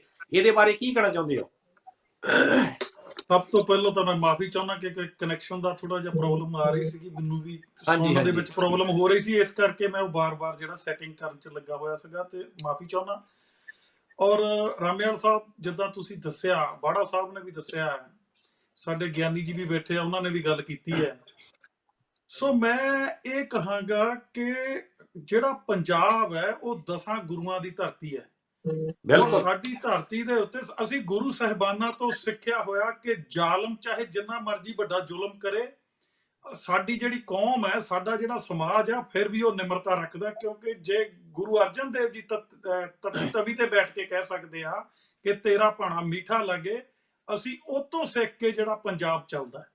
ਸੋ ਮੈਂ ਬਿਲਕੁਲ ਕਹਾਂਗਾ ਕਿ ਬੇਸ਼ੱਕ ਉਹਨਾਂ ਨੇ, ਸਰਕਾਰ ਨੇ, ਜਿਹੜੀ ਭਾਜਪਾ ਦੀ ਸਰਕਾਰ ਹੈ, ਕਿਉਂਕਿ ਰਲੀ ਮਿਲੀ ਸਰਕਾਰ ਸੈਂਟਰ ਦੀ ਤੇ ਜਿਹੜੀ ਸਟੇਟ ਹਰਿਆਣੇ ਦੀ ਸਰਕਾਰ ਹੈ, ਇਹਨਾਂ ਨੇ ਦੋਨਾਂ ਨੇ ਹੀ ਤਾਣਾ ਬਾਣਾ ਜਿਹੜਾ ਸਾਰਾ ਬੁਣਿਆ ਸੀਗਾ। ਤੁਸੀਂ ਸਾਰੇ ਦੱਸ ਚੁੱਕੇ ਹੋ ਕਿਸ ਤਰ੍ਹਾਂ ਉਹਨਾਂ ਨੇ ਟੋਏ ਕੱਢੇ ਗਏ। ਹਾਲਾਂਕਿ ਹਾਈਵੇ ਨੂੰ ਆਪਾਂ ਪੱਟ ਨਹੀਂ ਸਕਦੇ, ਹਾਈਵੇ ਨੂੰ ਛੇੜੀਏ ਤਾਂ ਪਰਚਾ ਦਰਜ ਹੋ ਜਾਂਦਾ ਹੈ, ਬਿਲਕੁਲ ਪਰ ਇੱਥੇ ਡਿੱਗ ਮਸ਼ੀਨਾਂ ਲਾ ਕੇ ਉਹਨਾਂ ਨੂੰ ਕੀਤਾ ਗਿਆ ਔਰ ਬੜੇ ਬੜੇ ਪੱਥਰ ਲਾ ਕੇ ਉਹਨੂੰ ਰੋਕਿਆ ਗਿਆ।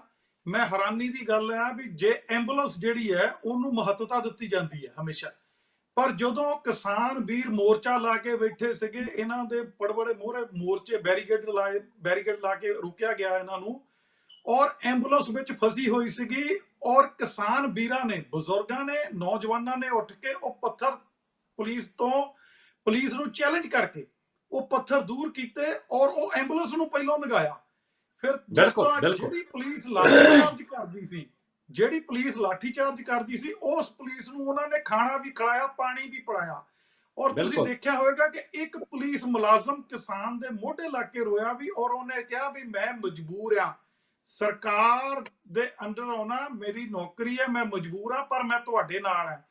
ਸੋ ਮੈਂ ਕਹਾਂਗਾ ਵੀ ਇਹ ਜਿੱਥੇ ਗੱਲ ਚੱਲੀ ਉੱਥੇ ਨਾਲ ਭਾਈ ਕਨਈਆ ਜੀ ਦੀ ਵੀ ਸਾਨੂੰ ਯਾਦ ਕਰਾਉਂਦੀ ਹੈ, ਜਦੋਂ ਗੁਰੂ ਗੋਬਿੰਦ ਸਿੰਘ ਜੀ ਇੱਕ ਪਾਸੇ ਜੰਗ ਲੜ ਰਹੇ ਸੀ ਤੇ ਦੂਜੇ ਪਾਸੇ ਭਾਈ ਕਨਈਆ ਜੀ ਮਲਮ ਪੱਟੀ ਕਰ ਰਹੇ ਸੀਗੇ। ਇਹ ਕੌਮ ਉਹ ਕੌਮ ਆ, ਇਹ ਪੰਜਾਬ ਦਾ ਸਮਾਜ ਉਹ ਸਮਾਜ ਹੈ ਜਿਹੜਾ ਸਰਬੱਤ ਦਾ ਭਲਾ ਮੰਗਦਾ ਹੈ, ਪਰ ਜਿਹੜਾ ਜ਼ੁਲਮ ਇਹਨਾਂ ਦੇ ਉੱਤੇ ਕੀਤਾ ਜਾ ਰਿਹਾ ਪੰਜਾਬ ਦੇ ਉੱਤੇ, ਪੰਜਾਬ ਨੂੰ ਪਹਿਲਾਂ ਉੜਤਾ ਪੰਜਾਬ ਕਰਕੇ, ਜਿਸ ਬਾੜਾ ਸਾਹਿਬ ਜਿਸ ਪਾਰਟੀ ਦੀ ਗੱਲ ਕਰਦੇ ਆ, ਸਭ ਤੋਂ ਜ਼ਿਆਦਾ ਉਹਨਾਂ ਨੇ ਬਦਨਾਮ ਕੀਤਾ। ਸਾਡੇ ਪੰਜਾਬ ਨੂੰ ਇਹੋ ਜਿਹੇ ਮੁਕਾਮ ਤੇ ਲਿਆ ਕੇ ਇਹਨਾਂ ਨੇ ਖੜਾ ਕਰ ਦਿੱਤਾ, ਕੇਜਰੀਵਾਲ ਐਂਡ ਜੁੰਡਲੀ ਨੇ, ਕਿ ਉਹ ਭੰਡੀ ਪ੍ਰਚਾਰ ਕਰ ਦਿੱਤਾ ਗਿਆ ਕਿ ਮੁੰਡੇ ਨਸ਼ੇੜੀ ਆ। ਇੱਥੇ ਤੱਕ ਕਿ ਨੌਜਵਾਨਾਂ ਦੇ ਬਾਹਰਲੀ ਕਿਸੇ ਕੰਟਰੀ 'ਚ ਕੋਈ ਵਿਆਹ ਕਰਨ ਨੂੰ ਤਿਆਰ ਨਹੀਂ ਸੀਗਾ, ਕੋਈ ਬਾਹਰਲੀਆਂ ਕੰਟਰੀਆਂ ਤੋਂ ਇੰਡੀਆ ਦੇ ਵਿੱਚ ਰਿਸ਼ਤਾ ਲੈ ਕੇ ਜਾਣ ਨੂੰ ਤਿਆਰ ਨਹੀਂ ਸੀਗਾ। ਸੋ ਇਹ ਜਿਹੜਾ ਉਸ ਤੋਂ ਬਾਅਦ ਕੇਜਰੀਵਾਲ ਨੇ ਆਪ ਮਾਫੀ ਮੰਗ ਲਈ ਕਿ ਮੇਰੇ ਕੋਲ ਕੋਈ ਪ੍ਰੂਫ ਨਹੀਂ ਹੈ, ਲੇਕਿਨ ਸਾਡੇ ਪੰਜਾਬ ਨੂੰ ਬਦਨਾਮ ਕਰਤਾ। ਪਰ ਅੱਜ ਪੰਜਾਬ ਦੀ ਨੌਜਵਾਨੀ ਨੇ ਦੱਸ ਦਿੱਤਾ ਕਿ ਪੰਜਾਬ ਦੇ ਵਿੱਚ ਨਸ਼ੇੜੀ ਨਹੀਂ, ਪੰਜਾਬ ਦੇ ਵਿੱਚ ਬਾਬੇ ਬਘੇਲ ਸਿੰਘ ਦੇ ਵਾਰਸ ਰਹਿੰਦੇ ਆ, ਜਿਨ੍ਹਾਂ ਨੇ ਦਿੱਲੀ ਜਿੱਤ ਕੇ ਫਤਿਹ ਕਰਕੇ ਤੁਹਾਨੂੰ ਵਾਪਸ ਕੀਤੀ। ਸਰਦਾਰ ਜੱਸਾ ਸਿੰਘ ਰਾਮਗੜੀਏ ਦੇ ਵਾਰਸ ਰਹਿੰਦੇ ਆ, ਜਿਹਨੇ ਦਿੱਲੀ ਦਾ ਤਖਤ ਤੋੜ ਕੇ ਘੋੜਿਆਂ ਦੇ ਮਗਰ ਬੰਨ ਕੇ ਪੰਜਾਬ ਲਿਆਂਦਾ। ਸੋ ਮੈਂ ਕਹਿਣਾ ਚਾਹੁੰਦਾ ਦਿੱਲੀ ਦੀ ਹਾਕਮ ਸਰਕਾਰ ਨੂੰ ਔਰ ਹਰਿਆਣੇ ਦੀ ਹਾਕਮ ਸਰਕਾਰ ਨੂੰ, ਜ਼ਾਲਮ ਸਰਕਾਰ ਨੂੰ, ਕਿ ਪੰਜਾਬ ਦਾ ਨੌਜਵਾਨ ਉੱਠ ਕੇ ਤੁਰ ਚੁੱਕਾ ਹੈ, ਕਿਉਂਕਿ ਉਹ ਹੁਣ ਸਲਫਾਸ ਦੀ ਗੋਲੀ ਖਾ ਕੇ ਮਰਨਾ ਪਸੰਦ ਨਹੀਂ ਕਰੇਗਾ, ਪਿੱਤਲ ਦੀ ਗੋਲੀ ਛਾਤੀ ਦੇ ਵਿੱਚ ਖਾ ਕੇ ਮਰਨਾ ਪਸੰਦ ਕਰੇਗਾ ਪੰਜਾਬ ਦਾ ਨੌਜਵਾਨ। ਹੁਣ ਗੱਲ ਇਹ ਆ ਰਾਮੇਵਾਲ ਸਾਹਿਬ कि सरफरोशी की तमन्ना हमारे दिल में है, अब देखना है जोर कितना बाजुए कातिल में है। ਇਹ ਹੁਣ ਇਹ ਆਸ-ਪਾਸ ਦੀ ਜੰਗ ਜਿਹੜੀ ਆ ਪੰਜਾਬੀਆਂ ਨੇ ਸ਼ੁਰੂ ਕਰ ਦਿੱਤੀ। ਸੋ ਵੱਡਾ ਭਰਾ ਹੋਣ ਕਰਕੇ ਪੰਜਾਬੀ ਸੂਬਾ, ਉਹਨੇ ਇਸ ਜੰਗ ਨੂੰ, ਕਿਸਾਨਾਂ ਦੀ ਜੰਗ ਨੂੰ ਅੱਗੇ ਤੋਰਿਆ। ਗਵਾਂਢੀ ਛੋਟਾ ਭਰਾ ਹਰਿਆਣਾ, ਉਹਨੇ ਸਾਥ ਦਿੱਤਾ। ਤੇ ਜਦੋਂ ਇਹਨਾਂ ਨੇ, ਹਰਿਆਣੇ ਵਾਲਿਆਂ ਨੇ ਅੰਬਾਲੇ ਵਾਲਾ ਬਾਰਡਰ ਜਿਹੜਾ ਆ ਉਹ ਇਹਨਾਂ ਦਾ ਬੈਰੀਕੇਡ ਤੋੜਿਆ, ਤੇ ਪੰਜਾਬ ਨੂੰ ਪਤਾ ਲੱਗਾ ਕਿ ਮੇਰਾ ਛੋਟਾ ਭਰਾ ਮੋਹਰੇ ਤੁਰ ਪਿਆ, ਤੇ ਪੰਜਾਬ ਵਾਲਿਆਂ ਨੇ ਸ਼ੰਭੂ ਬਾਰਡਰ ਜਿਹੜਾ ਆ ਉਹ ਤੋੜ ਦਿੱਤਾ। ਉੱਥੋਂ ਜੋ ਵੀ ਨਾਕੇ ਪੁਲਿਸ ਦੇ ਲਾਏ ਔਰ ਪਾਣੀ ਦੀਆਂ ਬਰਸ਼ਾਰਾਂ ਨੂੰ ਬਸੰਦੇ ਹੋਏ ਅੱਗੇ ਆਏ, ਕਿਉਂਕਿ ਜੇ ਛੋਟਾ ਭਰਾ ਅੱਗੇ ਆ ਤੇ ਵੱਡਾ ਭਰਾ ਉਹਨੂੰ ਕੱਲੇ ਨੂੰ ਮੌਤ ਦੇ ਮੂੰਹ 'ਚ ਨਹੀਂ ਝੋਕ ਸਕਦਾ। ਇਹ ਹਰਿਆਣਾ ਔਰ ਪੰਜਾਬ ਦੋਨੇ ਵੱਡੇ ਛੋਟੇ ਭਰਾ ਦੀ ਜ਼ਿੰਮੇਵਾਰੀ ਨਿਭਾਈ। ਮੈਂ ਸਮਝਦਾ ਕਿ ਹੁਣ ਸਾਨੂੰ ਇਸ ਜੰਗ ਨੂੰ ਜਿੱਤਣ ਲਈ ਗਾਂਹ ਤੋਂ ਗਾਂਹ ਜਿਹੜਾ ਨਵੀਂ ਵਿਉਂਤਬੰਦੀ ਜਿਹੜੀ ਕਿਸਾਨ ਵੀਰਾਂ ਨੂੰ ਕਰਨੀ ਹੋਏਗੀ।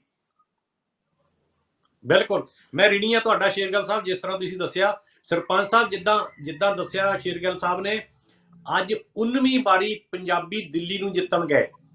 18 ਵਾਰੀ ਦਿੱਲੀ ਨੂੰ ਅੱਗੇ ਜਿੱਤ ਚੁੱਕਿਆ ਪੰਜਾਬ, ਅੱਜ 19ਵੀਂ ਵਾਰੀ ਆ। ਤੇ ਮੈਨੂੰ ਪੂਰਾ ਯਕੀਨ ਆ ਕਿਉਂਕਿ ਗੁਰੂ ਤੇ ਭਰੋਸਾ ਜੇ ਰੱਖਦੇ ਆ ਤੇ ਆਪਾਂ ਨੂੰ ਪੂਰਾ ਯਕੀਨ ਹੁੰਦਾ ਕਿ 19ਵੀਂ ਵਾਰੀ ਉਹਨਾਂ ਨੇ ਕਿਹਾ ਸੀ ਅਸੀਂ ਦਿੱਲੀ 'ਚ ਪੈਰ ਨਹੀਂ ਪਾਉਣ ਦੇਣਾ, ਲੇਕਿਨ ਅੱਜ ਪੰਜਾਬੀ ਦਿੱਲੀ ਦੀਆਂ ਸੜਕਾਂ ਤੇ ਫਿਰਦੇ ਨੇ। ਇਹ ਆਪਾਂ ਤੋਂ ਲੁਕੀ ਛਿਪੀ ਗੱਲ ਨਹੀਂ। ਜੇ ਮੈਂ ਇਹ ਗੱਲ ਆਖ ਦੇਵਾਂ ਕਿ ਦਿੱਲੀ ਅਸੀਂ ਜਿੱਤ ਲਈ ਤੇ ਕੋਈ ਅਤਕਥਨੀ ਨਹੀਂ ਹੋਵੇਗੀ। ਤੁਹਾਨੂੰ ਕੀ ਲੱਗਦਾ ਕਿ ਉਦਣ 26 ਨਵੰਬਰ ਨੂੰ ਜਿੱਦਣ ਵਿਧਾਨ ਲਾਗੂ ਹੋਇਆ, ਸੰਵਿਧਾਨ ਲਾਗੂ ਹੋਇਆ ਭਾਰਤ ਦਾ, ਉਸ ਦਿਨ ਹੀ ਲੋਕਤੰਤਰ ਦੇ ਉੱਤੇ ਪਿੱਠ 'ਤੇ ਡਾਂਗਾ ਮਾਰੀਆਂ ਉਹਨਾਂ ਦੀ ਪੁਲਿਸ ਨੇ। ਕੀ ਕਹਿਣਾ ਚਾਹੁੰਦੇ ਉਹਦੇ ਬਾਰੇ? ਸਭ ਤੋਂ ਪਹਿਲਾਂ ਰਾਮਿਆਲ ਸਾਹਿਬ ਤੁਹਾਨੂੰ ਔਰ ਜਿੰਨੇ ਵੀ ਸਿੱਖ ਚੱਲੇ ਸਰੋਤੇ ਆ ਉਹਨਾਂ ਸਾਰਿਆਂ ਨੂੰ ਉਹਨਾਂ ਦਾ ਧੰਨਵਾਦ। ਤੁਸੀਂ ਕੀਤੀ ਕਿ ਸੰਵਿਧਾਨ ਦਿਵਸ ਤੇ ਉਦੋਂ ਲਾਗੂ ਨਹੀਂ ਹੋਇਆ, ਲਾਗੂ 26 ਜਨਵਰੀ 1950 ਨੂੰ ਹੋਇਆ, ਲੇਕਿਨ ਡਾਕਟਰ ਅੰਬੇਡਕਰ ਨੇ ਕੰਪਲੀਟ ਕਰਕੇ ਉਹਨਾਂ ਨੂੰ ਸੌਂਪ ਦਿੱਤਾ ਸੀ, ਤਿਆਰ ਹੋ ਗਿਆ ਸੀਗਾ। ਦੂਸਰੀ ਗੱਲ, ਮੇਰੇ ਤੋਂ ਪਹਿਲਾਂ ਮੇਰੇ ਵੀਰਾਂ ਨੇ ਬਹੁਤ ਹੀ ਡਿਟੇਲ ਦੇ ਨਾਲ ਇਸ ਸੰਘਰਸ਼ ਦੇ ਬਾਰੇ ਦੱਸਿਆ, ਔਰ ਮੈਂ ਦੱਸਣਾ ਚਾਹੁੰਦਾ ਕਿ 1978 ਦੇ ਅੰਦਰ ਸ਼ਰਦ ਜੋਸ਼ੀ ਕਿਸਾਨਾਂ ਦਾ ਲੀਡਰ ਮਹਾਰਾਸ਼ਟਰ ਤੋਂ ਉੱਠਿਆ। ਉਦੋਂ ਜਨਤਾ ਪਾਰਟੀ ਦੀ ਗਵਰਨਮੈਂਟ ਸੀ, ਮਰਾਰਜੀ ਦੇਸਾਈ ਪ੍ਰਾਈਮ ਮਿਨਿਸਟਰ ਦੇਸ਼ ਦਾ। ਉਦੋਂ ਇਹਨਾਂ ਨੇ ਬੈਨ ਲਾ ਕੇ ਗੱਠੇ ਜਿਹੜੇ ਯੂਨੀਅਨ ਆ, ਪਿਆਜ਼ ਆ, ਆਪਾਂ ਬਾਹਰ ਐਕਸਪੋਰਟ ਨਹੀਂ ਕਰਨਾ। ਉੱਥੇ ਕਿਸਾਨਾਂ ਨੂੰ ਬਹੁਤ ਘਾਟਾ ਪੈ ਗਿਆ। ਸ਼ਰਦ ਜੋਸ਼ੀ ਨੇ 5 ਲੱਖ ਬੰਦਾ ਇਕੱਠਾ ਕਰਕੇ ਉੱਥੇ ਦਿੱਲੀ ਵਿੱਚ ਲਿਆਂਦਾ ਔਰ ਆਪਣੀਆਂ ਜਿਹੜੀਆਂ ਮੰਗਾਂ ਨੂੰ ਮਨਾਉਣ ਦੀ ਪੂਰੀ ਕੋਸ਼ਿਸ਼ ਕੀਤੀ ਆ। ਉਹਦੇ ਵਿੱਚੋਂ ਸੈਂਟਰ ਸਰਕਾਰ ਨੂੰ ਕੁਝ ਮੰਗਾਂ ਮੰਨਣੀਆਂ ਪਈਆਂ। ਜਦੋਂ ਅਸੀਂ ਦੇਖਦੇ ਆ ਕਿ ਮੇਰੇ ਛੋਟੇ ਵੀਰ ਰਾਮਿਆ ਸ਼ੇਰਗਿੱਲ ਸਾਹਿਬ ਨੇ ਗੱਲ ਕਹੀ ਆ ਕਿ ਸਾਡੇ ਸਬਰ ਬਹੁਤ ਆ, ਜਿਹੜਾ ਇਤਿਹਾਸ ਆ ਆਪਣੇ ਆਪ ਨੂੰ ਦੁਹਰਾਉਂਦਾ। ਭਾਵੇਂ ਕਿਸਾਨਾਂ ਨੇ ਪੁਲਿਸ ਵਾਲਿਆਂ ਨੂੰ ਖਾਣਾ ਵੀ ਆਫਰ ਕੀਤਾ, ਉਹਨਾਂ ਨਾਲ ਪਿਆਰ ਵੀ ਕੀਤਾ, ਜੱਫੀਆਂ ਵੀ ਪਾਈਆਂ, ਪਰ 10ਵੇਂ ਪਾਤਸ਼ਾਹ ਦੀ ਇਹ ਗੱਲ ਯਾਦ ਰੱਖਣੀ ਚਾਹੀਦੀ ਆ ਜਿਹੜੀ ਉਹਨਾਂ ਨੇ ਕਿਹਾ ਸੀਗਾ ਕਿ ਚੂੰ ਕਰ ਹਮਾ ਹੀਲ ਤੇ ਦਰਗ ਜਸਤ ਹੀਲ ਅਸ ਬਰਦਨ ਬ ਸ਼ਮਸ਼ੀਰ ਦਸਤ, ਕਿ ਕਿਸਾਨਾਂ ਦੇ ਕੋਲ ਜਦੋਂ ਕੋਈ ਰਸਤਾ ਨਾ ਰਿਹਾ, ਕਿਸਾਨ ਇਕੱਲੇ ਪੰਜਾਬ ਦੇ ਨਹੀਂ, ਠੀਕ ਹੈ ਪੰਜਾਬ ਦੇ ਲੋਕਾਂ ਨੇ ਬਹੁਤ ਬੜਾ ਯੋਗਦਾਨ ਕੀਤਾ, ਹਰਿਆਣੇ ਦੇ ਵੀ ਆਏ ਆ, ਰਾਜਸਥਾਨ ਦੇ ਵੀ ਤੁਰ ਪਏ, ਯੂਪੀ ਦੇ ਵੀ ਤੁਰ ਪਏ, ਬਾਕੀ ਸਟੇਟਾਂ 'ਚ ਵੀ ਤੁਰਨ ਵਾਲੇ ਤਿਆਰ ਹੈ ਕਿਸਾਨ। ਪਰ ਅੱਜ ਸੈਂਟਰ ਸਰਕਾਰ ਨੂੰ ਇਹ ਗੱਲ ਦੇਖਣੀ ਚਾਹੀਦੀ ਕਿ ਲੋਕਾਂ ਦੀ ਨਹੀਂ ਚਾਹੀਦੀ ਆ, ਲੋਕਾਂ ਦੀ ਗੱਲ ਸੁਣਨੀ ਚਾਹੀਦੀ ਆ। ਹਾਂਜੀ ਸਰਪੰਚ ਸਾਹਿਬ ਤੁਹਾਡਾ ਫੋਨ, ਹਾਂ ਬਸ ਠੀਕ ਆ ਕੈਰੀ ਔਨ, ਆਪਣੀ ਗੱਲ ਕਰ ਲਓ ਪੂਰੀ। ਲੋਕਾਂ ਦੀ ਗੱਲ ਸੁਣਨੀ ਚਾਹੀਦੀ ਆ। ਤਾਂ ਲੋਕ ਰਾਜ ਦੇ ਅੰਦਰ ਅੱਜ ਇਹਨਾਂ ਨੇ ਜਿਹੜੇ ਪੱਥਰ ਰੱਖੇ, ਇਹਨਾਂ ਨੇ ਚਾਹੇ ਪੱਥਰ ਰੱਖੇ, ਸਰਪੰਚ ਸਾਹਿਬ ਤੁਹਾਡਾ ਫੋਨ ਘੁਮਾਉਂਦਾ ਕੌਣ ਆ ਫੋਨ ਨੂੰ? ਉਹਨਾਂ ਨੇ ਵਿੱਚ ਬੜੇ ਖਾਲ ਪੜ ਦਿੱਤੇ। ਸਾਨੂੰ ਇਹ ਗੱਲ ਯਾਦ ਰੱਖਣੀ ਚਾਹੀਦੀ ਹੈ ਕਿ ਇਹ ਸਾਡੇ ਭਾਰਤ ਦੇ ਵਸਿੰਦੇ ਆ, ਸਾਡੇ ਆਪਣੇ ਲੋਕ ਆ ਜਿਨ੍ਹਾਂ ਨੇ ਤੁਹਾਨੂੰ ਇਸ ਗੱਦੀ ਤੇ ਬਿਠਾਇਆ ਦਿੱਲੀ ਦੇ ਉੱਤੇ। ਪਰ ਇਸ ਤੋਂ ਇਲਾਵਾ ਚਾਈਨਾ ਸਾਡੇ ਦੇਸ਼ ਦੇ ਅੰਦਰ ਵੜ ਗਿਆ, ਉੱਥੇ ਪੱਥਰ ਨਹੀਂ ਰੱਖੇ ਗਏ, ਉੱਥੇ ਕੋਈ ਖਾਲ ਨਹੀਂ ਪੱਟੀ ਗਈ। ਇਹਨਾਂ ਨੂੰ ਯਾਦ ਰੱਖਣਾ ਚਾਹੀਦਾ ਕਿ ਜਦੋਂ ਪਾਕਿਸਤਾਨ ਵਾਲੇ 1971 ਔਰ 65 ਦੇ ਵਿੱਚ ਕਿਹਾ ਸੀਗਾ ਕਿ ਅਸੀਂ ਦਿੱਲੀ ਦੇ ਵਿੱਚ ਜਾ ਕੇ ਰੋਟੀ ਖਾਣੀ ਆ, ਤਾਂ ਪੰਜਾਬ ਦੇ ਲੋਕਾਂ ਨੇ ਕੁਰਬਾਨੀ ਦਾ ਪੈਟਰਨ ਟੈਂਕ ਦੇ ਹੇਠਾਂ ਪੈ ਕੇ ਉਹਨਾਂ ਨੇ ਪਾਕਿਸਤਾਨ ਦੇ ਜਿਹੜੇ ਅਮਰੀਕਾ ਦੇ ਬਣੇ ਹੋਏ ਸੀ ਉਹਨੂੰ ਬਰਬਾਦ ਕਰਤਾ। ਇੱਥੇ ਗੱਲ ਰੁਕਣ ਵਾਲੀ ਨਹੀਂ। ਪਰ ਮੈਨੂੰ ਇੱਕ ਗੱਲ ਹੋਰ ਖਦਸ਼ਾ ਕਿ ਕਿਸੇ ਵੀ ਮੂਵਮੈਂਟ ਨੂੰ ਕਾਮਯਾਬ ਬਣਾਉਣ ਦੇ ਲਈ ਤਿੰਨਾਂ ਚੀਜ਼ਾਂ ਦਾ ਹੋਣਾ ਬਹੁਤ ਜ਼ਰੂਰੀ ਹੁੰਦਾ: ਨੇਤਾ, ਨੀਤੀ ਔਰ ਨੀਅਤ। ਜਿਹੜੇ ਕਿਸਾਨਾਂ ਦੀ ਜਿਹੜੀ ਨੀਤੀ ਵੀ ਚੰਗੀ ਆ, ਕਿਸਾਨਾਂ ਦੀ ਜਿਹੜੀ ਨੀਤ ਵੀ ਚੰਗੀ ਆ, ਕਿਸਾਨਾਂ ਦੇ ਜਿਹੜੇ ਹਿਰਦੇ ਵੀ ਬੜੇ ਵਿਸ਼ਾਲ ਆ, ਉਹ ਆਪਣੇ ਦਿਲ ਸਾਫ਼ ਹੋ ਕੇ ਚੱਲੇ ਆ, ਬਿਨਾਂ ਕਿਸੇ ਲਾਲਚ ਤੋਂ, ਬਿਨਾਂ ਕਿਸੇ ਲੋਭ ਤੋਂ। ਪਰ ਗੱਲ ਇੱਥੇ ਸ਼ੁਰੂ ਹੁੰਦੀ ਆ ਕਿ ਅੱਜ ਥੋੜੀ ਲੀਡਰਲੈਸ ਨਜ਼ਰ ਆਉਂਦੇ ਆ। ਇਹ ਜਿਹੜੀ ਆਪ ਮੁਹਾਰੀ ਲਹਿਰ ਆ ਉਹ ਕਿਸੇ ਪਾਸੇ ਵੀ ਜਾ ਸਕਦੀ ਆ, ਕਿਸੇ ਤਰ੍ਹਾਂ ਵੀ ਤੋੜਿਆ ਜਾ ਸਕਦਾ ਉਹਨੂੰ।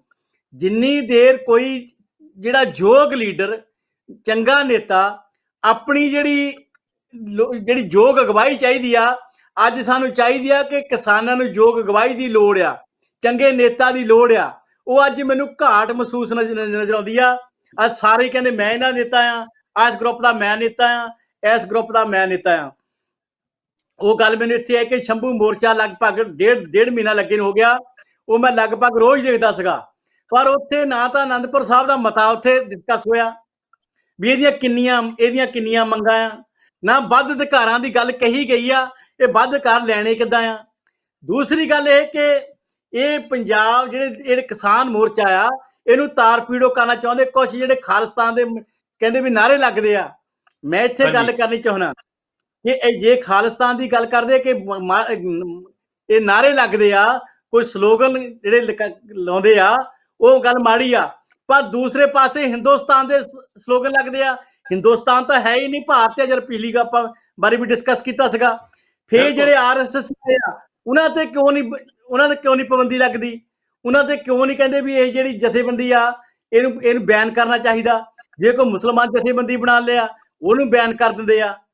ਅੱਜ ਇਹ ਜਿਹੜਾ ਤੁਰਿਆ ਹੈਗਾ, ਮੈਂ ਇਸ ਤੁਹਾਡੇ ਟੈਲੀਵਿਜ਼ਨ ਦੇ ਮਾਧਿਅਮ ਥਰੂ ਕਹਿਣਾ ਚਾਹੁੰਦਾ ਕਿ ਸਾਨੂੰ ਥਿੰਕ ਟੈਂਕ ਬਣਾ ਕੇ ਇੱਕ ਪੂਰਾ ਬੈਨ ਗਾਰਡ ਬਣਾਉਣਾ ਚਾਹੀਦਾ, ਤਾਂ ਕਿ ਜਿਹਦੇ ਮਗਰ ਲੋਕਾਂ ਨੂੰ ਡਾਇਰੈਕਸ਼ਨ ਦੇਣ ਵੀ ਆਪਾਂ ਕਿੱਧਰ ਨੂੰ ਜਾਣਾ। ਹੁਣ ਦਿੱਲੀ ਸਾਰੇ ਆਪਾਂ ਦਿੱਲੀ ਦੇ ਜਿਹੜੇ ਰਸਤੇ ਆ ਉਹ ਘੇਰੇ ਹੋਏ ਆ, ਪਰ ਦੂਸਰੇ ਪਾਸੇ ਜਿਹੜੀ ਸੈਂਟਰ ਸਰਕਾਰ ਆ ਉਹ ਤਰ੍ਹਾਂ ਦੇ ਛੜਯੰਤਰ ਰਚ ਕੇ ਇਸ ਸੰਘਰਸ਼ ਨੂੰ, ਕਿਸਾਨਾਂ ਦੇ ਸੰਘਰਸ਼ ਨੂੰ ਤਾਰ ਪੀੜੋ ਕਰਨਾ ਚਾਹੁੰਦੀ ਆ। ਜੇ ਯੋਗ ਅਗਵਾਈ ਨਾ ਹੋਵੇ, ਹੋ ਸਕਦਾ ਇਹ ਜਿਹੜਾ ਕਿਸਾਨਾਂ ਦਾ ਸੰਘਰਸ਼ ਆ ਗਲਤ ਰੂਪ ਨਾਲ ਧਾਰਨ ਕਰ ਜਾਵੇ।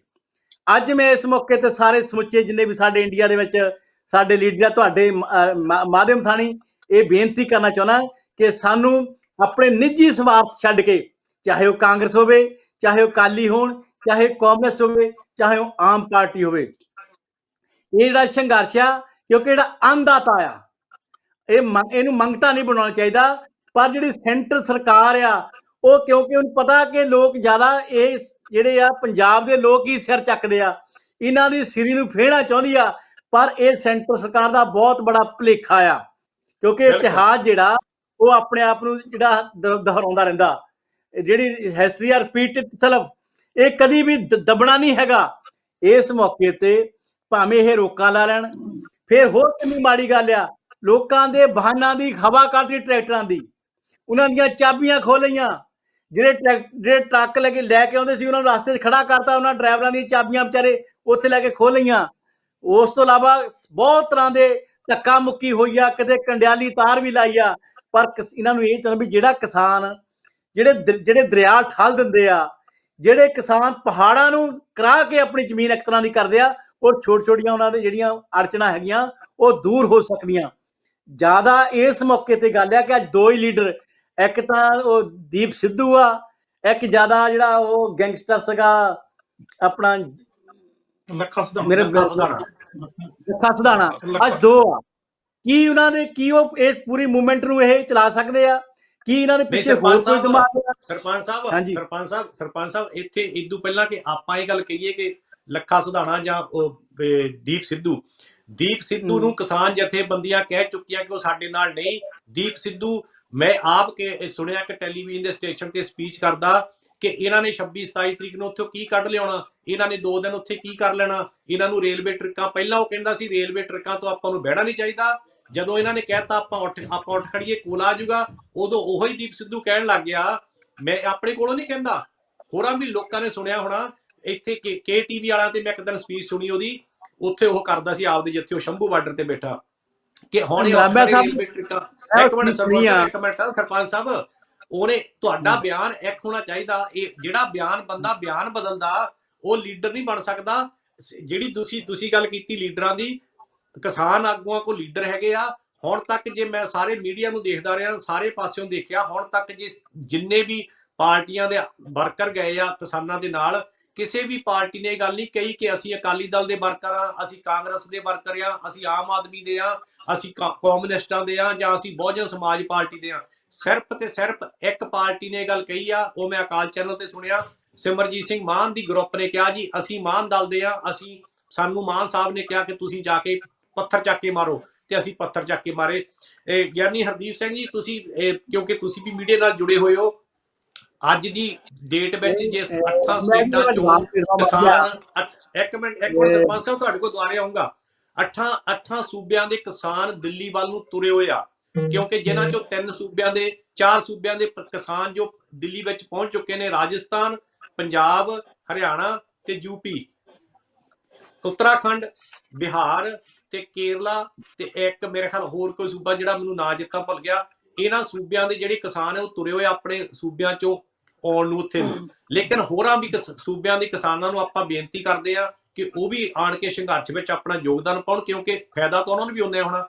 ਤੁਸੀਂ ਕੀ ਕਹਿਣਾ ਚਾਹੁੰਦੇ ਹੋ ਕਿ ਆਪਣੀ ਜਿਹੜੀ ਕਿਸਾਨ ਸੰਘਰਸ਼ ਆ ਇਹ ਲੀਡਰਲੈਸ ਆ, ਜਾਂ ਇਹ ਜਿੱਦਾਂ ਕਿਉਂਕਿ ਹਰਿਆਣੇ ਦੇ ਮੁੱਖ ਮੰਤਰੀ ਮਨੋਹਰ ਲਾਲ ਖੱਟਰ ਨੇ ਗੱਲ ਕਹੀ ਕਿ ਇਹ ਜਿਹੜਾ ਸੰਘਰਸ਼ ਆ ਇਹਨੂੰ ਬੜੀ ਵਿਉਂਤਬੰਦੀ ਨਾਲ ਚਲਾਇਆ ਜਾ ਰਿਹਾ, ਬਹੁਤ ਹੀ ਵਿਉਂਤਬੰਦੀ ਨਾਲ। ਇਹਦਾ ਮਤਲਬ ਲੀਡਰਲੈਸ ਨਹੀਂਗਾ। ਉਹ ਕੀ ਕਹਿਣਾ ਚਾਹੁੰਦੇ ਗਿਆਨੀ ਹਰਦੀਪ ਸਿੰਘ ਜੀ?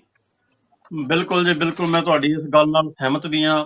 ਲੀਡਰ ਲੈਸ ਨਹੀਂ ਹੋ ਸਕਦਾ ਕਿਸਾਨ, ਕਿਉਂਕਿ ਕਿਸਾਨ ਜਦੋਂ ਤੁਰਿਆ ਸੀ ਨਾ, ਪਹਿਲਾਂ ਇਹਨਾਂ ਨੇ 2 ਮਹੀਨੇ ਉੱਥੇ ਬਹਿ ਕੇ ਵੱਖ-ਵੱਖ ਥਾਵਾਂ ਤੇ ਧਰਨੇ ਦੇ ਕੇ ਪੂਰੀ ਵਿਉਂਤਬੰਦੀ ਕਰ ਲਈ ਆ। ਕਿਸਾਨਾਂ ਨੇ ਲੀਡਰ ਬਣਾਏ ਆ, ਤੇ ਲੀਡਰਲੈਸ ਕਿਵੇਂ ਹੋ ਸਕਦੇ ਆ? ਜਿੰਨੇ ਲੀਡਰ ਅੱਜ ਤੱਕ ਪੰਜਾਬ ਕਹਿ ਲਓ ਜਾਂ ਪੂਰੇ ਹਿੰਦੁਸਤਾਨ 'ਚ ਕਹਿ ਲਓ ਬਣੇ ਆ, ਉਹ ਕਿਸਾਨਾਂ ਨੇ ਬਣਾਏ ਆ, ਜ਼ਿਮੀਂਦਾਰਾਂ ਨੇ ਬਣਾਏ, ਖਾਸ ਕਰਕੇ ਕਿਉਂਕਿ ਹਿੰਦੁਸਤਾਨ ਜ਼ਿਮੀਂਦਾਰਾਂ ਦੀ ਧਰਤੀ ਆ, ਕਿਸਾਨਾਂ ਦੀ ਧਰਤੀ ਆ। ਕੱਲਾ ਪੰਜਾਬ ਨਹੀਂ, ਪੂਰਾ ਹਿੰਦੁਸਤਾਨ। ਤੇ ਹਿੰਦੁਸਤਾਨ ਦੇ ਜਿੰਨੇ ਲੀਡਰ ਬਣਦੇ ਆ, ਲੀਡਰ ਬਣਾਉਣ ਵਾਲਾ ਕਿਸਾਨ ਆ, ਜ਼ਿਮੀਂਦਾਰ ਆ, ਪੰਜਾਬ ਦਾ ਆਮ ਮਜ਼ਦੂਰ ਆ। ਤੇ ਫਿਰ ਆਮ ਮਜ਼ਦੂਰ ਜਿਹੜਾ ਉਹ ਆਪ ਲੀਡਰਲੈਸ ਨਹੀਂ ਹੋ ਸਕਦਾ। ਲੀਡਰਲੈਸ ਉਹ ਤਾਂ ਹੋ ਗਿਆ ਕਿਉਂਕਿ ਅੱਜ ਲੀਡਰ ਹੀ ਸਾਡੇ ਜਿਹੜੇ ਉਹਨਾਂ ਦੇ ਬਣਾਏ ਲੀਡਰ ਜਿਹੜੇ ਆ ਕਿਸਾਨਾਂ ਦੇ, ਉਹ ਲੀਡਰ ਹੀ ਉਹਨਾਂ ਨੂੰ ਧੋਖੇ ਦੇ ਰਿਹਾ, ਤਾਂ ਉਹ ਲੀਡਰਲੈਸ ਹੋ ਗਿਆ। ਉਹਨਾਂ ਨੇ ਆਪਣੇ ਹੱਥੀਂ ਬਣਾਏ ਸੀ ਉਹ ਲੀਡਰ, ਉਹਨਾਂ ਨੇ ਧੋਖੇ ਦਿੱਤੇ। ਆ ਮੋਦੀ ਵਰਗੇ ਜਿਹੜਾ ਨੂੰ ਹੁਣ ਜੇ ਮੈਂ ਕਹਾਂ ਪੰਜਾਬੀ 'ਚ ਕੁੱਤਾ ਨਹੀਂ ਸੀ ਪੁੱਛਦਾ, ਇਹ ਸਾਰੇ ਦੇ ਸਾਰੇ ਕਿਸਾਨਾਂ ਨੇ, ਜ਼ਿਮੀਂਦਾਰਾਂ ਨੇ ਰਲ ਕੇ ਬਣਾਏ। ਹੁਣ ਇਹ ਲੀਡਰ ਬਣ ਕੇ ਮੁੜ ਕੇ ਆਪ ਜਿਹੜੇ ਆ ਕਿਸੇ ਨੂੰ ਜਿਹੜਾ ਧੋਖਾ ਦੇ ਰਿਹਾ। ਹੁਣ ਇਸ ਵੇਲੇ ਕਿਸਾਨ ਜਿਹੜੇ ਆ ਉਹਨਾਂ ਨੇ ਆਪਣੇ ਅੰਦਰੋਂ ਆਪਣੇ ਵਿੱਚੋਂ ਆਪ ਲੀਡਰ ਕੱਢ ਲੈਣੇ ਆ ਬਾਹਰ, ਔਰ ਇਸ ਟਾਈਮ ਉਹਨਾਂ ਨੇ ਕੱਢੇ ਵੀ ਹੋਏ ਆ, ਸਾਹਮਣੇ ਲੈ ਕੇ ਨਹੀਂ ਆ ਰਹੇ। ਸਮਾਂ ਆਉਣ ਤੇ ਇਹਨਾਂ ਨੇ ਇਹ ਵੀ ਲੈ ਆਉਣੇ ਸਾਹਮਣੇ, ਔਰ ਮੈਨੂੰ ਪੂਰਾ ਭਰੋਸਾ ਆ ਔਰ ਮਹਾਰਾਜ ਜੀ ਦੇ ਚਰਨਾਂ 'ਚ ਬੇਨਤੀ ਆ ਕਿ ਇਹਨਾਂ ਕਿਸਾਨਾਂ 'ਚੋਂ ਹੀ ਜੇ ਬਾਹਰੋਂ ਕੋਈ ਲੀਡਰ ਆਇਆ, ਉਹਨਾਂ ਨੇ ਆ ਕੇ ਇਹਨਾਂ ਨੂੰ ਭੜਕਾਉਣਾ ਹੀ ਭੜਕਾਉਣਾ। ਪਰ ਕਿਸਾਨ ਬੜੇ ਸਿਆਣੇ ਆ, ਲੀਡਰਲੈਸ ਨਹੀਂ ਹੈਗੇ, ਆਪਾਂ ਇਹਨੂੰ ਨਹੀਂ ਮੰਨਦੇ। ਕਿਉਂਕਿ ਕਿਸਾਨ ਜੇ ਦਿੱਲੀੋਂ ਪੰਜਾਬ ਤੋਂ ਦਿੱਲੀ ਤੱਕ ਇੰਨੀਆਂ ਔਕੜਾਂ ਚੱਲ ਕੇ ਪਹੁੰਚ ਸਕਦੇ ਆ ਨਾ, ਲੀਡਰ ਦੇ ਉਹਨਾਂ ਦੇ ਕੋਲ ਲੀਡਰ ਹੈਗੇ ਤਾਂ ਹੀ ਪਹੁੰਚ ਸਕਦੇ ਆ। ਉਹਨਾਂ ਨੂੰ ਪੂਰਾ ਉਹ ਅੱਗੇ ਸੇਧ ਦੇ ਰਹੇ ਆ। ਨੌਜਵਾਨ ਮੁੰਡਿਆਂ ਨੇ ਇਹ ਗੱਲਾਂ ਕਹੀਆਂ ਆ ਕਿ ਜਿੱਦਾਂ ਸਾਨੂੰ ਸਾਡੇ ਵੱਡੇ ਬਜ਼ੁਰਗ ਜਿਹੜੇ ਸਾਡੇ ਅੱਗੇ ਲੱਗੇ ਉਹ ਕਹਿਣਗੇ ਅਸੀਂ ਉਦਾਂ ਹੀ ਕਰਨੀ। ਕਿਸੇ ਨੌਜਵਾਨ ਨੇ ਕਿਸੇ ਦੇ ਹੱਥ ਨਹੀਂ ਚੁੱਕਿਆ। ਜੇ ਲੀਡਰਸ਼ਿਪ ਦੀ ਘਾਟ ਹੁੰਦੀ ਤੇ ਅੱਜ ਨੂੰ ਨੌਜਵਾਨ, ਕਿਉਂਕਿ ਨੌਜਵਾਨ ਦਾ ਖੂਨ ਜਿਹੜਾ ਗਰਮ ਹੁੰਦਾ, ਉਹਨਾਂ ਨੇ ਝੱਟ ਲੜ ਪੈਣਾ ਸੀ। ਬਿਲਕੁਲ ਉਹਨਾਂ ਨੂੰ ਸਮਝਾਉਣ ਵਾਲੇ ਹੈਗੇ ਆ ਉੱਥੇ, ਉਹ ਸਮਝਾ ਰਹੇ ਆ। ਇਹਦਾ ਮਤਲਬ ਉਹ ਲੀਡਰ ਆ, ਉਹਨਾਂ ਦੇ ਪਿਓ ਪੁੱਤ ਇਕੱਠੇ ਤੁਰੇ ਆ, ਕਿਤੇ ਚਾਚਾ ਤਾਇਆ ਤੁਰਿਆ ਨਾਲ। ਇਸ ਤਰ੍ਹਾਂ ਵੱਡੇ ਵੱਡੇ ਬਜ਼ੁਰਗ ਜਿਹੜੇ ਆ ਜਿਨ੍ਹਾਂ ਨੇ ਲੀਡਰ ਬਣਾਏ ਆ, ਲੀਡਰਾਂ ਤੋਂ ਵੀ ਸਿਆਣੇ ਜਿਹੜੇ ਬਹੁਤ ਵੱਡੀ ਸੋਚ ਰੱਖਣ ਵਾਲੇ, ਉਹ ਨਾਲ ਤੁਰੇ ਆ। ਉਹਨਾਂ ਨੇ ਨੌਜਵਾਨਾਂ ਨੂੰ ਦੱਸਿਆ ਕਿ ਤੁਸੀਂ ਏਦਾਂ ਟੋਏ ਪੂਰੋ, ਏਦਾਂ ਰਸਤੇ ਬਣਾਓ ਤਾਂ ਅਸੀਂ ਨਿਕਲ ਸਕਦੇ ਹਾਂ। ਨੌਜਵਾਨਾਂ ਨੇ ਉਹਨਾਂ ਦੀ ਗੱਲ ਮੰਨੀ ਤੇ ਅੱਜ ਦਿੱਲੀ ਵਿੱਚ ਪਹੁੰਚ ਗਏ ਆ। ਔਰ ਉਹਨਾਂ ਨੇ ਉਸ, ਕਿਉਂਕਿ ਗਵਰਨਮੈਂਟ ਕਹਿ ਰਹੀ ਆ ਹੁਣ ਮੋਦੀ ਸਰਕਾਰ, ਤੁਸੀਂ ਜੰਤਰ ਮੰਤਰ ਪਹੁੰਚ ਜਾਓ ਜਾਂ ਉੱਥੇ ਬਰੂਨੀ ਪਹੁੰਚ ਜਾਓ, ਉੱਥੇ ਬਹਿ ਜਾਓ, ਸਿੰਘੂ ਬਾਰਡਰ ਤੇ ਬੈਠੇ ਇਸ ਟਾਈਮ, ਉੱਥੇ ਬਹਿ ਕੇ ਤੁਸੀਂ ਜੰਤਰ ਮੰਤਰ ਤੇ ਆਪਣੀ ਰੈਲੀ ਕਰੋ। ਕਿਸਾਨ ਨਹੀਂ ਮੰਨਦੇ, ਕਿਸਾਨਾਂ ਨੇ ਬਹਿਣਾ ਵੀ ਨਹੀਂ ਉੱਥੇ ਅਜੇ, ਕਿਉਂਕਿ ਕਿਸਾਨ ਬਹਿਣ ਥੋੜੀ ਗਏ ਆ ਉੱਥੇ, ਕਿਸਾਨ ਤਾਂ ਆਪਣਾ ਹੱਕ ਲੈਣ ਗਏ ਆ ਔਰ ਕਾਨੂੰਨ ਵਾਪਸ ਕਰਾਉਣ ਗਏ ਆ। ਇਸ ਕਰਕੇ ਲੀਡਰਸ਼ਿਪ ਦੀ ਘਾਟ ਨਹੀਂ ਹੈਗੀ, ਲੀਡਰ ਤੇ ਕਿਸਾਨ ਆਪ ਬਹੁਤ ਨੇ, ਉਹਨਾਂ ਨੇ ਆਪਣੇ ਵਿੱਚੋਂ ਲੀਡਰ ਕੱਢ ਲੈਣੇ ਆ। ਬਸ ਹੁਣ ਘਾਟ ਜਿਹੜੀ ਆ ਉਹ ਸਿਰਫ ਇਸ ਚੀਜ਼ ਦੀ ਆ ਕਿ ਕਦੋਂ ਉਹਨਾਂ ਨੂੰ ਵਾਪਸ ਕਾਨੂੰਨ ਮਿਲਣ, ਕਿਉਂਕਿ ਕਿਸਾਨਾਂ ਦੀ ਪਿੱਛੇ ਜ਼ਮੀਨ ਜਿਹੜੀ ਆ, ਉਹ ਕਣਕ ਬੀਜੀ ਹੋਈ ਆ ਪਿੱਛੇ, ਉਹ ਵੀ ਉਹਨਾਂ ਨੂੰ ਉਡੀਕਦੀ ਆ ਪਿੱਛੇ, ਉਹ ਵੀ ਉਹਨਾਂ ਦਾ ਇੰਤਜ਼ਾਰ ਕਰਦੀ ਆ, ਖਾਦ ਪਾਉਣੀ, ਪਾਣੀ ਪਾਉਣਾ। ਕਿਸਾਨ ਇਸ ਚੀਜ਼ ਨੂੰ ਹੁਣ ਮਿਸ ਕਰਨਗੇ ਕਿਉਂਕਿ ਉਹਨਾਂ ਨੇ ਆਪਣਾ ਹੱਕ ਲੈ ਕੇ ਜਲਦੀ ਵਾਪਸ ਜਾਣਾ ਚਾਹੁੰਦੇ ਆ, ਆਪਣੀ ਧਰਤੀ ਨੂੰ ਦੁਬਾਰਾ ਉਹ ਮਿਲਣਾ ਚਾਹੁੰਦੇ ਆ। ਕਿਸੇ ਪੰਜਾਬ ਜਿਹੜਾ ਉਹ ਸੁੰਨਾ ਪਿਆ ਕਿਸਾਨਾਂ ਤੋਂ ਬਿਨਾਂ, ਸਾਰੇ ਚਾਰ ਸਫੇਰੇ ਪੂਰੇ ਹਿੰਦੁਸਤਾਨ ਤੋਂ ਕਿਸਾਨ ਆ ਰਹੇ ਆ ਆਪਣਾ ਘਰ-ਬਾਰ ਛੱਡ ਕੇ, ਆਪਣੀਆਂ ਜ਼ਮੀਨਾਂ ਨੂੰ, ਕਿਉਂਕਿ ਇਹ ਫਸਲ ਬੀਜਣ ਦਾ ਟਾਈਮ ਹੈ, ਕਿਸਾਨਾਂ ਨੂੰ ਪੂਰਾ ਧਿਆਨ ਖੇਤੀ 'ਚ ਦੇਣਾ ਪੈਂਦਾ। ਲੀਡਰਸ਼ਿਪ ਦੀ ਘਾਟ ਨਹੀਂ ਹੈ, ਨੌਜਵਾਨ ਨਾਲ ਖੜੇ ਆ ਤੇ ਬਜ਼ੁਰਗ ਲੀਡਰ ਉਹਨਾਂ ਦੇ ਅੱਗੇ ਜਿਹੜੇ ਵੱਡੇ ਆ, ਜਿਨ੍ਹਾਂ ਨੇ ਵੱਡੇ ਵੱਡੇ ਲੀਡਰਾਂ ਨੂੰ ਜਨਮ ਦਿੱਤਾ, ਉਹ ਨਾਲ ਖੜੇ ਆ। ਘਾਟ ਨਹੀਂ ਪੈਣੀ ਲੀਡਰਸ਼ਿਪ ਦੀ। ਹਾਂ, ਵਿੱਚ ਕੋਈ ਧੋਖੇਬਾਜ਼ ਲੀਡਰਸ਼ਿਪ ਨਾ ਆ ਕੇ ਬਾਹਰੋਂ ਵੜ ਜਾਵੇ, ਭਾਵੇਂ ਉਹ ਕਿਸੇ ਵੀ ਪਾਰਟੀ ਦਾ ਹੋਵੇ, ਕਿਸੇ ਵੀ ਪਾਰਟੀ ਦਾ। ਹੁਣ ਜਿੱਦਾਂ ਅੱਜ ਕੇਜਰੀਵਾਲ ਸਾਹਿਬ ਕਹਿ ਰਹੇ ਆ ਕਿ ਅਸੀਂ ਲੰਗਰ ਪਾਣੀ ਫ੍ਰੀ ਦੇਵਾਂਗੇ ਜੀ, ਸਾਡੇ ਵੱਲੋਂ ਸੇਵਾ। ਪਰ ਮੈਂ ਕਹਿੰਦਾ ਕਿਸਾਨਾਂ ਨੇ ਪਹਿਲਾਂ ਹੀ ਕਹਿ ਦਿੱਤਾ ਵੀ ਸਾਡੇ ਕੋਲ ਸਾਲ ਭਰ ਦਾ ਰਾਸ਼ਨ ਹੈਗਾ, ਫਿਕਰ ਨਾ ਕਰੋ ਕਿਸੇ ਗੱਲ ਦੀ, ਜੇ ਸਾਡੇ ਕੋਲ ਬਚ ਜਾਏਗਾ ਅਸੀਂ ਜਾਣ ਲੱਗਿਆ ਤੁਹਾਨੂੰ ਛੱਡ ਦਾਂਗੇ, ਤੁਸੀਂ ਖਾਇਓ, ਭਾਵੇਂ 10 ਦਿਨਾਂ 'ਚ ਵਾਪਸ ਮੁੜ ਜਾਈਏ, ਭਾਵੇਂ 2 ਦਿਨਾਂ 'ਚ ਮੁੜ ਜਾਈਏ, ਭਾਵੇਂ ਸਾਲ ਲੱਗ ਜੇ। ਕਿਸਾਨਾਂ ਨੂੰ ਲੰਗਰ ਦੀ ਘਾਟ ਨਹੀਂ ਹੈ, ਨਾ ਹੀ ਉਹਨਾਂ ਨੂੰ ਲੰਗਰ ਦੀ ਕੋਈ ਚਿੰਤਾ ਹੈ, ਨਾ ਹੀ ਪਾਣੀ ਦੀ ਚਿੰਤਾ। ਜਿਹੜਾ ਕਿਸਾਨ 20-30 ਫੁੱਟ ਦੇ ਟੋਏ ਪੂਰ ਸਕਦਾ ਤੇ ਉਹ 50 ਫੁੱਟ ਕੱਢ ਕੇ ਤੇ ਪਾਣੀ ਵੀ ਕੱਢ ਸਕਦਾ, ਇਸ ਕਰਕੇ ਉਹਨੂੰ ਘਾਟ ਨਹੀਂ ਆ। ਲੰਗਰ ਪਾਣੀ ਦੀ ਕੋਈ ਘਾਟ ਨਹੀਂ ਆ, ਠੀਕ ਹੈ, ਉਹ ਲੰਗਰ ਬਣ ਰਿਹਾ, ਉਹਨਾਂ ਦੀ ਮਰਜ਼ੀ ਆ। ਕਿਉਂਕਿ ਔਖੇ ਸਮੇਂ 'ਚ ਕੇਜਰੀਵਾਲ ਨੂੰ ਲੱਖ ਲੱਖ ਬੰਦੇ ਦਾ ਰੋਜ਼ ਲੰਗਰ ਗੁਰਦੁਆਰਾ, ਸ਼੍ਰੋਮਣੀ ਗੁਰਦੁਆਰਾ ਪ੍ਰਬੰਧਕ ਕਮੇਟੀ ਦਿੱਲੀ ਵੱਲੋਂ ਗਿਆ ਆ, ਉਹ ਕੋਈ ਅਹਿਸਾਨ ਨਹੀਂ ਕਰ ਰਿਹਾ, ਨਾ ਹੀ ਉਹ ਕੋਈ ਆਪਣੇ ਕੋਲੋਂ ਦੇ ਰਿਹਾ, ਉਹੀ ਲੰਗਰ ਸਮਝ ਲਓ ਵਾਪਸ ਦੇ ਰਿਹਾ। ਸੋ ਇਸ ਕਰਕੇ ਉਹ ਠੀਕ ਆ, ਚਲੋ ਉਹ ਆਪਣੀ ਸੋਚ ਆ ਉਹਦੀ, ਉਹਨਾਂ ਨੇ ਕੀ ਕਹਿਣਾ ਆ। ਪਰ ਲੰਗਰ ਜਿਹੜਾ ਆ ਕਿਸਾਨਾਂ ਨੂੰ ਲੋੜ ਨਹੀਂ, ਕਿਸਾਨਾਂ ਕੋਲ ਬਹੁਤ ਲੰਗਰ ਆ, ਬੜਾ ਰਾਸ਼ਨ ਆ, ਕਿਸਾਨ ਲੋਕਾਂ ਦਾ ਢਿੱਡ ਭਰਦਾ। ਮੈਂ ਰਿਣੀ ਆ ਬਾਬਾ ਜੀ ਤੁਹਾਡਾ, ਜਿਸ ਤਰ੍ਹਾਂ ਤੁਸੀਂ ਦੱਸਿਆ ਕਿ ਇੱਕ ਅੰਨਦਾਤਾ ਹੀ ਹੈ, ਕੱਲਾ ਪੰਜਾਬ ਦਾ ਹੀ ਨਹੀਂ, ਪੂਰੇ ਭਾਰਤ ਦਾ ਅੰਨਦਾਤਾ ਨਹੀਂ, ਮੈਂ ਕਹਾਂ ਜੇ ਪੂਰੇ ਵਰਲਡ ਦਾ, ਦੁਨੀਆ ਦਾ ਕਹਿ ਦਵਾਂ ਅੰਨਦਾਤਾ ਆਪੋ ਆਪਣੇ ਮੁਲਕਾਂ 'ਚ ਕਿਸਾਨ ਹੀ ਆ, ਜੋ ਆਪਦੇ ਦੇਸ਼ਾਂ 'ਚ, ਨਾਲ ਦੇ ਦੇਸ਼ਾਂ 'ਚ ਲੋਕਾਂ ਦੇ ਢਿੱਡ ਭਰਦਾ। ਆਪਾਂ ਦੇਖਿਆ ਕਿਸ ਤਰ੍ਹਾਂ ਜਦੋਂ ਜਦ ਚੱਲ ਰਹੀ ਸੀ, ਕਿਸ ਤਰ੍ਹਾਂ ਉਹਨਾਂ ਦੇ ਵੱਡੇ ਵੱਡੇ ਪੱਥਰਾਂ ਨੂੰ, ਜਿਨ੍ਹਾਂ ਨੂੰ ਉਹਨੇ ਕਰੇਨਾਂ ਨਾਲ ਬਾੜਾ ਸਾਹਿਬ ਲਿਆ ਕੇ ਰੱਖਿਆ ਸੀ, ਕਰੇਨਾਂ ਦੇ ਨਾਲ ਰੱਖਿਆ ਸੀ, ਲੇਕਿਨ ਪੰਜਾਬ ਦੇ ਨੌਜਵਾਨਾਂ ਨੇ ਰੱਸੇ ਬੰਨ ਕੇ ਖਿੱਚ ਕੇ ਲੈ ਗਏ ਉਹਨਾਂ ਦੇ ਪੱਥਰ।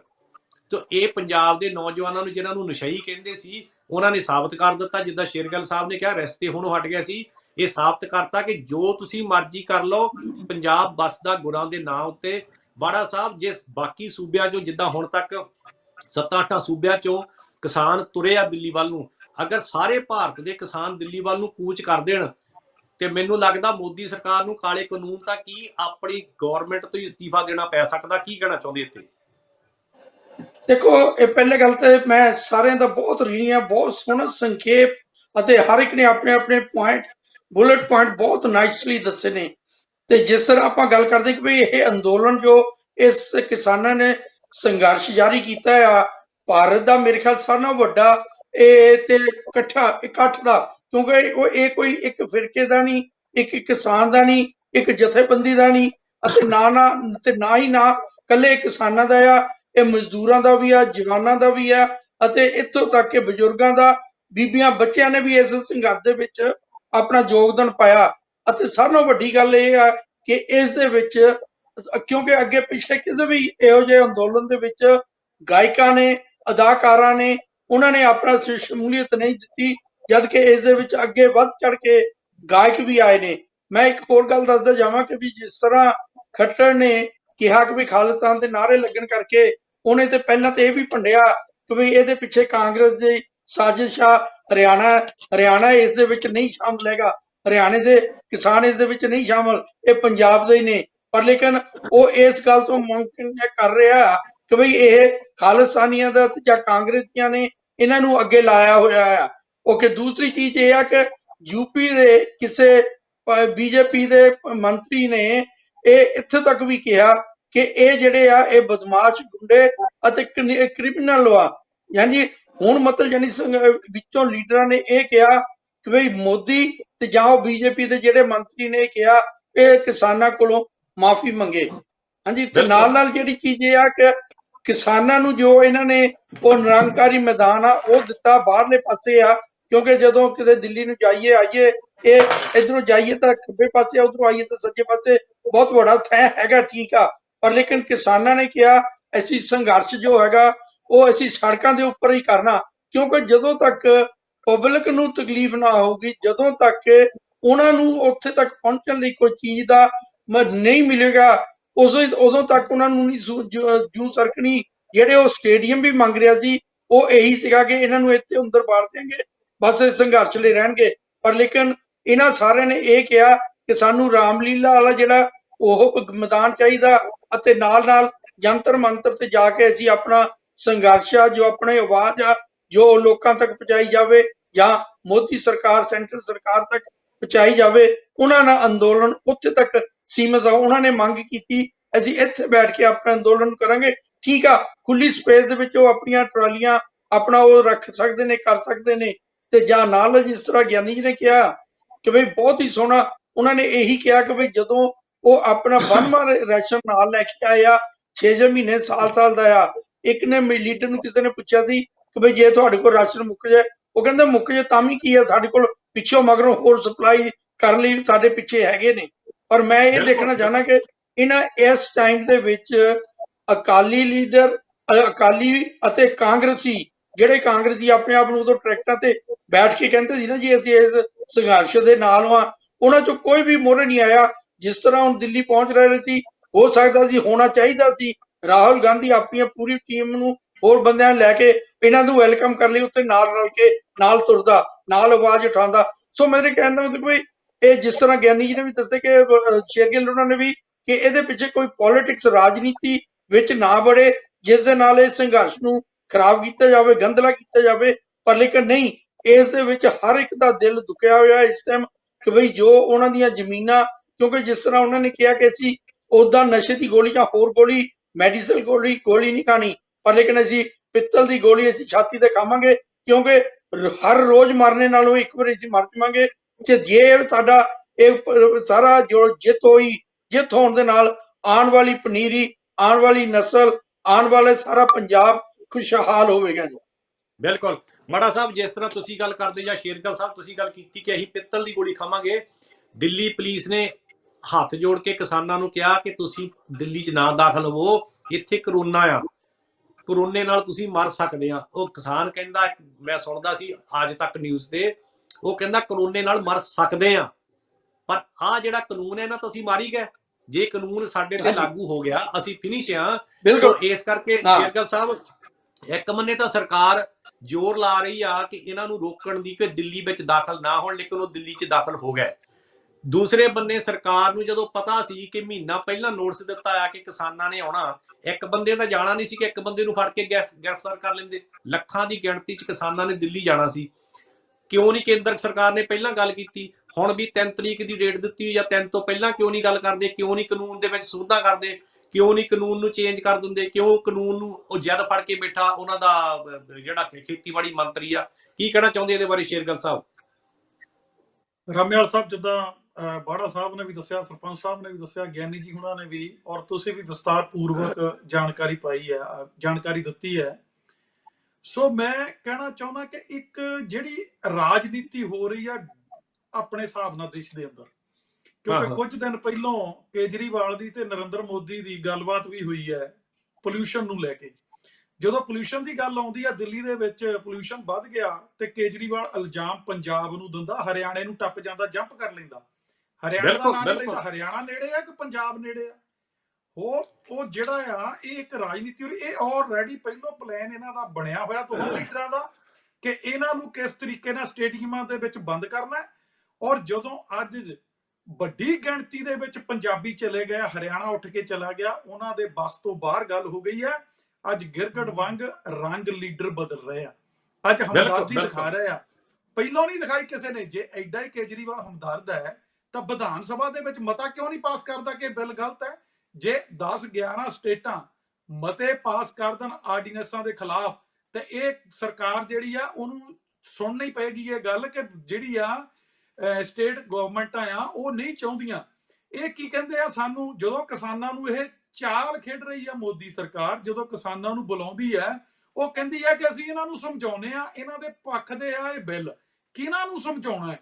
ਪੰਜਾਬ ਦਾ ਇੱਕ ਨੌਜਵਾਨ ਬਾਹਰ ਬੈਠਾ ਹਰ ਘਰ ਦੇ ਵਿੱਚੋਂ, ਔਰ ਉਹਦੇ ਪਰਿਵਾਰ ਦੇ ਵਿੱਚੋਂ ਇੱਕ ਕੋਈ ਵੀ ਬੰਦਾ ਇਹੋ ਜਿਹਾ ਨਹੀਂ ਹੈ ਜਿਹੜਾ ਪੜ੍ਹਿਆ ਲਿਖਿਆ ਨਹੀਂ ਹੈ, ਐਜੂਕੇਟਡ ਲੋਕ ਹੈ।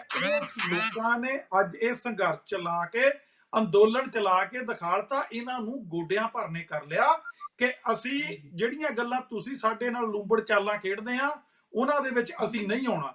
ਕਿਉਂਕਿ 80 ਸਾਲ ਦੀਆਂ ਬੀਬੀਆਂ ਆਪਾਂ ਦੇਖਿਆ, ਇੱਕ ਮਾਤਾ 80 ਸਾਲ ਦੀ ਦੱਸ ਰਹੀ ਸੀ ਕਿ ਮੈਂ ਜਿਹੜਾ ਆ ਉਹਦੇ ਔਲਾਦ ਵੀ ਕੋਈ ਨਹੀਂ ਆ, ਦੋਨੋਂ ਜੀ ਉਹ ਜਿਹੜੇ ਆ ਇਸ ਮੋਰਚੇ ਦੇ ਵਿੱਚ ਆਏ, ਔਰ ਉਹਨੇ ਦੱਸਿਆ ਕਿ ਮੈਂ ਆਪਣੇ ਝੋਲੇ ਦੇ ਵਿੱਚ ਚਿੱਟਾ ਕਫਨ ਆਪਣਾ ਆਪ ਲੈ ਕੇ ਤੁਰੀ ਹੋਈ ਆ ਕਿ ਮੈਂ ਮਰ ਗਈ ਤਾਂ ਮੈਨੂੰ ਇਹਦੇ ਵਿੱਚ ਲਪੇਟ ਦਿੱਤਾ ਜਾਵੇ। ਉਹ ਸਾਰੇ ਪੰਜਾਬ ਨੂੰ ਆਪਣੇ ਔਲਾਦ ਮੰਨਦੀ ਹੈ। ਜਦੋਂ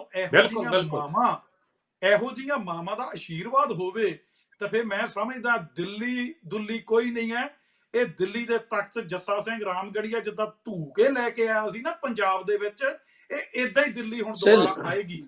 ਹੁਣ ਜਿੱਦਾਂ ਨੌਜਵਾਨ ਮੁੰਡਾ ਨਵਦੀਪ ਸਿੰਘ ਜਿਹਨੇ ਜੰਪ ਕੀਤਾ, ਉਹਨੇ ਮੁੰਡੇ ਨੇ ਬਹਾਦਰੀ ਦਿਖਾ ਲਈ ਹੈ। ਹਰਿਆਣੇ ਨੇ, ਕਿਉਂਕਿ ਖੱਟੜ ਕਹਿੰਦਾ ਕਿ ਇਹ ਜਿਹੜੀ ਹੈ ਕਾਂਗਰਸ ਦੀ ਚਾਲ ਹੈ, ਕਾਂਗਰਸ ਉੱਥੇ ਵਿੱਚ ਹੈ ਕਿਤੇ ਨਹੀਂ, ਕਾਂਗਰਸ ਦੀ ਲੀਡਰਸ਼ਿਪ ਕਿਤੇ ਨਹੀਂ, ਇਹ ਤਾਂ ਕਿਸਾਨਾਂ ਦਾ ਅੰਦੋਲਨ ਹੈ। ਕਦੇ ਕਿਹਾ ਜਾਂਦਾ ਹੈ ਕਿ ਇਹ ਅੱਤਵਾਦੀ ਗਤੀਵਿਧੀਆਂ ਆ, ਇਹਨਾਂ ਨੂੰ ਅੱਤਵਾਦੀ ਸਪੋਰਟ ਕਰਦੇ ਆ। ਅੱਤਵਾਦੀ ਕਿਸਾਨ ਅੱਤਵਾਦੀ ਹੋ ਗਏ? ਤੁਹਾਡਾ ਢਿੱਡ ਭਰਨ ਵਾਲੇ ਲੋਕ ਜਿਨ੍ਹਾਂ ਨੂੰ ਅੰਨਦਾਤਾ ਕਿਹਾ ਜਾਂਦਾ, ਜਦੋਂ ਅਮਰੀਕਾ ਦੇ ਅੱਗੇ ਇੰਡੀਆ ਹੱਥ ਜੋੜ ਕੇ ਖੜਦਾ ਹੁੰਦਾ ਸੀ ਕਿ ਸਾਨੂੰ ਕਣਕ ਚਾਹੀਦੀ, ਸਾਨੂੰ ਝੋਨਾ ਚਾਹੀਦਾ, ਉਸ ਔਖੇ ਦਿਨਾਂ ਦੇ ਵਿੱਚੋਂ ਇਹਨਾਂ ਕਿਸਾਨਾਂ ਨੇ ਭਾਰਤ ਨੂੰ ਕੱਢਿਆ। ਅੱਜ ਜਿਨ੍ਹਾਂ ਨੂੰ ਇਹ ਅੱਤਵਾਦੀ ਦੱਸਦੇ ਆ, ਬੀਜੇਪੀ ਵਾਲੇ ਤਾਂ ਜੇਬ ਦੇ ਵਿੱਚ ਮੋਹਰਾਂ ਲਈ ਫਿਰਦੇ ਆ, ਜਿਹਨੂੰ ਮਰਜ਼ੀ ਪਾਕਿਸਤਾਨ ਦਾ ਵੀਜ਼ਾ ਲਾਉਣ ਦੇ। ਜਿਹੜਾ ਦੇਸ਼ ਦੀ ਗੱਲ ਕਰਦਾ, ਜਿਹੜੇ ਆਪਣੇ ਹੱਕਾਂ ਦੀ ਗੱਲ ਕਰਦਾ, ਉਹਨਾਂ ਨੂੰ ਅੱਤਵਾਦੀ ਕਹਿ ਦਿੱਤਾ ਜਾਂਦਾ।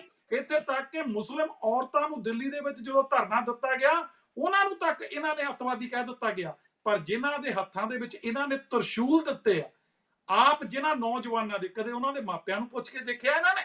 ਜਿਨ੍ਹਾਂ ਹੱਥਾਂ ਦੇ ਵਿੱਚ ਮਾਂ-ਬਾਪ ਕਲਮ ਦੇਖਣਾ ਚਾਹੁੰਦੇ ਸੀ, ਇਹ ਆਪਣੀ ਗੰਦੀ ਰਾਜਨੀਤੀ ਕਰਨ ਲਈ ਉਹਨਾਂ ਦੇ ਹੱਥਾਂ 'ਚ ਤਰਸ਼ੂਲ ਫੜਾਤੇ ਇਹਨਾਂ ਨੇ।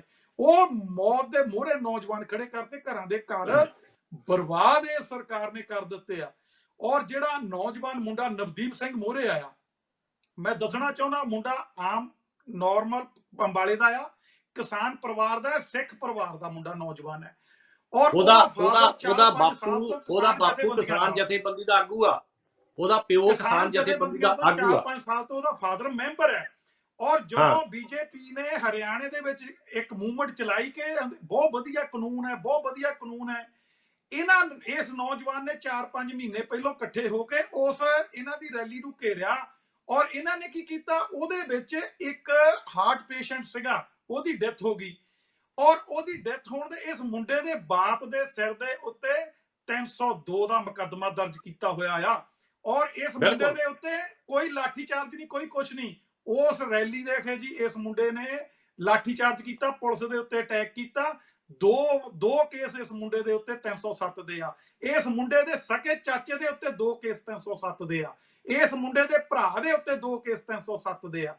ਇਹਨਾਂ ਨੇ ਜਿਹੜਾ ਮੁੰਡਾ, ਕੋਈ ਨੌਜਵਾਨ ਅੱਗੇ ਆਉਂਦਾ, ਪੜ੍ਹਿਆ ਲਿਖਿਆ ਗ੍ਰੈਜੂਏਟ ਮੁੰਡਾ ਆ, ਉਹ ਮੁੰਡੇ ਨੂੰ ਵੀ ਇਹਨਾਂ ਨੇ ਨੱਥੀ ਕੀਤਾ, ਪਰ ਉਹ ਮੁੰਡੇ ਨੇ ਬਹਾਦਰੀ ਦਿਖਾ ਲਈ। ਏਦਾਂ ਹੀ ਪੰਜਾਬ ਦੇ ਨੌਜਵਾਨਾਂ ਨੇ ਬਹਾਦਰੀ ਦਿਖਾ ਲਈ ਹੈ। ਇਹ ਗੱਲ ਕਰਦੇ, ਜਿਹੜੇ ਲੰਗਰ ਦੀ ਆਪਾਂ ਗੱਲ ਕਰਦੇ ਆ, ਜਿਹੜਾ ਬਾਬੇ ਨਾਨਕ ਨੇ 20 ਰੁਪਈਆਂ ਤੋਂ ਸ਼ੁਰੂ ਕੀਤਾ ਲੰਗਰ, ਅੱਜ ਮੈਂ ਤੁਹਾਨੂੰ ਦੱਸਦਾ, ਥੋੜੇ 2 ਦਿਨ ਦੀ ਗੱਲ ਹੈ, ਜਦੋਂ ਇਹ ਉੱਥੇ ਪਹੁੰਚੇ ਤਾਂ ਉਸੇ ਹੀ ਰਕਾਬਗੰਜ ਗੁਰੂ ਘਰ ਦੇ ਵਿੱਚੋਂ ਲੰਗਰ ਬਣਾ ਕੇ ਮਨਜਿੰਦਰ ਸਿੰਘ ਸਿਰਸਾ 7-8 ਗੱਡੀਆਂ ਭਰ ਕੇ ਕਿਸਾਨਾਂ ਨੂੰ ਦੇਣ ਚੱਲਿਆ, ਤੇ ਉਹਦੇ ਮਗਰ ਜਿਪਸੀਆਂ ਲੱਗ ਗਈਆਂ। ਮਨਜਿੰਦਰ ਸਿੰਘ ਸਿਰਸੇ ਨੂੰ ਘੇਰਿਆ ਗਿਆ, ਉਹਨੂੰ ਜ਼ਬਰਦਸਤੀ ਚੁੱਕਣ ਲਈ ਮਨਜਿੰਦਰ ਸਿੰਘ ਸਿਰਸਾ ਆਪਣੀ ਗੱਡੀ ਚੋਂ ਉਤਰ ਕੇ ਨੱਠ ਕੇ, ਜਿਹੜਾ ਛੋਟਾ ਹਾਥੀ ਹੁੰਦਾ ਜਿਹਦੇ ਵਿੱਚ ਲੰਗਰ ਰੱਖਿਆ ਸੀ, ਉਹ 'ਚ ਚੜ ਗਿਆ।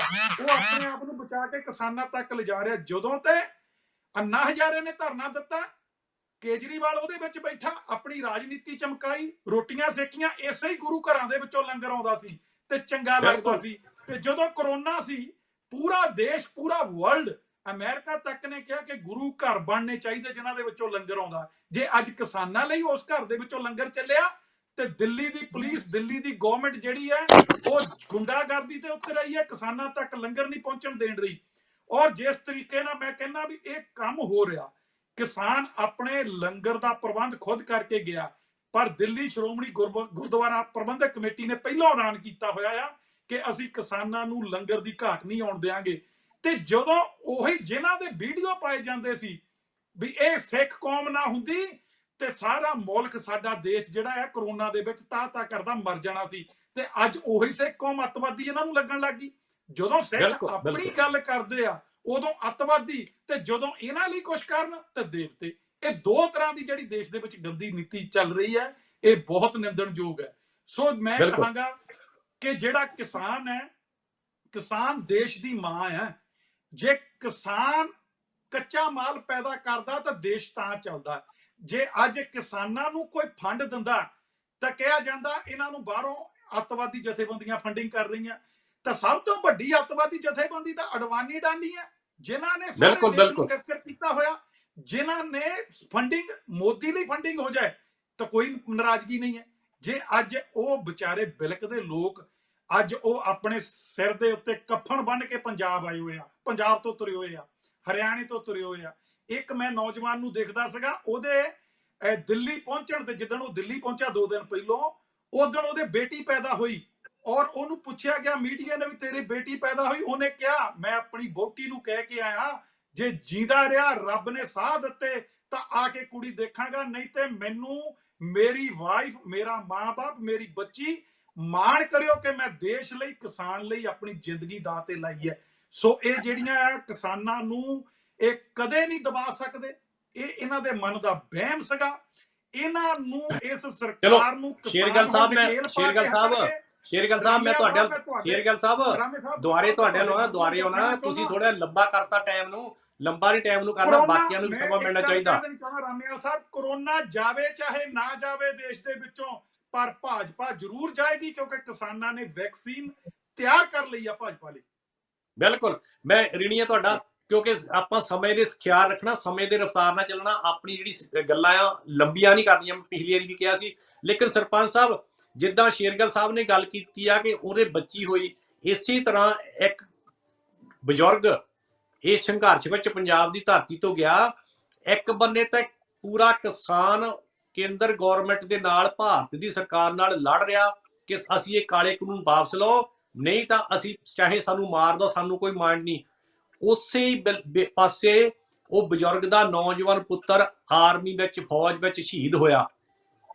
ਤੇ ਕੀ ਕਹਿਣਾ ਚਾਹੁੰਦੇ ਇਹਦੇ ਬਾਰੇ? ਇੱਕ ਬੰਨੇ ਤਾਂ ਅਸੀਂ ਦੇਸ਼ ਦੀ ਰਾਖੀ ਕਰਦੇ ਆ, ਇੱਕ ਬੰਨੇ ਦੇਸ਼ ਲਈ ਪੰਜਾਬੀ ਸਭ ਤੋਂ ਮੋਹਰੇ ਹੋ ਕੇ ਕੁਰਬਾਨੀਆਂ ਦਿੰਦੇ ਆ, ਇੱਕ ਬੰਨੇ ਉਹਨਾਂ ਨੂੰ ਹੀ ਅੱਤਵਾਦੀ, ਜਦੋਂ ਮਾੜੀ ਜੀ ਪੰਜਾਬੀ ਕੋਈ ਗੱਲ ਕਰ ਦਿੰਦਾ ਤੇ ਉਹ ਅੱਤਵਾਦੀ। ਜਿਸ ਤਰ੍ਹਾਂ ਬਾੜਾ ਸਾਹਿਬ ਨੇ ਪਹਿਲਾਂ ਗੱਲ ਕੀਤੀ ਸੀ ਕਿ ਜੇ ਕੋਈ ਗੁਰਦੁਆਰੇ ਆਣ ਕੇ ਬੇਅਦਬੀ ਕਰ ਦਿੰਦਾ, ਆ ਪਿਛਲੇ ਪੰਜਾਬ ਵਿੱਚ ਪਿਛਲੇ 2 ਸਾਲਾਂ ਜਿੰਨੀਆਂ ਬੇਅਦਬੀਆਂ ਹੋਈਆਂ ਉਹਨਾਂ ਨੂੰ ਗਿਣਿਆ ਨਹੀਂ ਜਾ ਸਕਦਾ, ਲੇਕਿਨ ਉਹਨਾਂ ਦਾ ਸਿਰਫ ਤੇ ਸਿਰਫ ਪੁਲਿਸ ਰਿਕਾਰਡ ਵਿੱਚ ਕੀ ਲਿਖਿਆ ਜਾਂਦਾ ਬੰਦਿਆਂ ਦਾ? ਇਹ ਜੀ ਦਿਮਾਗੀ ਤੌਰ ਤੇ ਠੀਕ ਨਹੀਂ ਸੀ। ਉਹ ਦਿਮਾਗੀ ਤੌਰ ਤੇ ਜਿਹੜਾ ਬੰਦਾ ਠੀਕ ਨਹੀਂ, ਉਹਨੇ ਗੁਰੂ ਗ੍ਰੰਥ ਸਾਹਿਬ ਦੀ ਬੇਅਦਬੀ ਕਰਨੀ ਆ, ਉਹ ਹੋਰ ਕਾਸੇ ਦੀ ਨਹੀਂ ਕਰਦਾ। ਉਹ ਆਪਣੇ ਘਰੋਂ ਤੁਰ ਲੱਗਾ ਪਹਿਲਾਂ ਗੁਆਂਢੀਆਂ ਨਾਲ ਕਿਉਂ ਨਹੀਂ ਲੜਦਾ ਵੀ ਮੈਂ ਦਿਮਾਗੀ ਤੌਰ ਤੇ ਠੀਕ ਨਹੀਂ? ਸਰਪੰਚ ਸਾਹਿਬ ਕੀ ਕਹਿਣਾ ਚਾਹੁੰਦੇ? ਇੱਕ ਬੰਨੇ ਤੇ ਆਪਾਂ ਦੇਸ਼ ਨਾਲ ਲੜ ਰਹੇ ਹਾਂ, ਕਿਸਾਨ, ਕਿ ਸਾਡਾ ਹੱਕ ਸਾਨੂੰ ਦਿਓ, ਦੂਸਰੇ ਬੰਨੇ ਆਪਾਂ ਦੇਸ਼ ਲਈ ਲੜ ਰਹੇ ਹਾਂ। ਡੋਰ ਤੋਂ ਲਾ ਦੇ ਕਰ। ਹਾਂਜੀ, ਤੁਹਾਡੇ ਨਾ ਇੱਕ ਗੱਲ ਦੇ ਵਿੱਚ ਕੀ ਕੁਐਸਚਨ ਆ। ਪਹਿਲੀ ਤਾਂ ਗੱਲ ਹੈ ਕਿ ਕੋਈ ਵੀ ਬੰਦਾ ਜਿਹੜਾ ਜਾ ਕੇ ਬੇਅਦਬੀ ਕਰਦਾ ਗੁਰੂ ਗ੍ਰੰਥ ਸਾਹਿਬ ਦੀ, ਉਹਨੂੰ ਕਮਲਾ ਕਿਹਾ ਜਾਂਦਾ। ਇਹਨਾਂ ਨੂੰ ਇਹ ਪੁੱਛਿਆ ਜਾਵੇ ਕਿ ਕੋਈ ਕਮਲਾ ਮੰਦਿਰ 'ਚ ਕਿਉਂ ਨਹੀਂ ਜਾ ਕੇ ਗੀਤਾ ਦੀ ਕਿਉਂ ਨਹੀਂ ਬੇਅਦਬੀ ਕਰਦਾ? ਬਿਲਕੁਲ। ਉਹ ਕਿਸੇ ਧਾਰਮਿਕ ਸਥਾਨ ਤੇ ਉਹਨਾਂ ਦੀ ਕਿਉਂ ਨਹੀਂ ਬੇਅਦਬੀ ਕਰਦਾ? ਕਮਲਿਆਂ ਨੂੰ ਸਿਰਫ ਗੁਰੂ ਗ੍ਰੰਥ ਸਾਹਿਬ ਹੀ ਦੀਦਾ। ਇਹ ਬਹੁਤ ਬੜੀ ਸ਼ਾਨਤ ਹੈ ਕਿ ਜਿਹੜੇ ਸਿਰ ਚੱਕਦੇ ਹੋਣ, ਜਿਹੜੇ ਸ੍ਰੀ ਚੱਕਦੇ ਹੋਣ, ਉਹਦੀ ਸ੍ਰੀ ਪੈਂਦੀ ਆ। ਇਹ ਬਾਕੀ ਸਾਰੇ ਡੱਡੂ ਖਾਣੇ ਲੋਕ ਆ। ਇਹ ਜਿਹੜਾ ਫਨੀਆ ਜਿਹੜਾ ਪੰਜਾਬੀ ਹੈ, ਖੜੱਪਾ ਸੱਪ ਆ, ਇਹ ਜ਼ਰੂਰ ਫਰਾਟਾ ਮਾਰਦਾ। ਜਦੋਂ ਫਰਾਟਾ ਮਾਰਦਾ ਸਰੀਰ ਪੀਂਦੇ ਆ। ਅੱਜ ਦੇਸ਼ ਦੇ ਅੰਦਰ ਅਸੀਂ ਦੇਖਦੇ ਹਾਂ ਕਿ ਜਿਹੜਾ ਅੰਨਦਾਤਾ ਆ, ਉਹਦਾ ਇੱਕ ਬੱਚਾ ਸ਼ਹੀਦ ਹੋ ਗਿਆ, ਉਹ ਜਿਹੜਾ ਉਹਦਾ ਫਾਦਰ ਆ ਉਹ ਵੀ ਸ਼ਹੀਦ ਹੋਣ ਲਈ ਤਿਆਰ ਆ।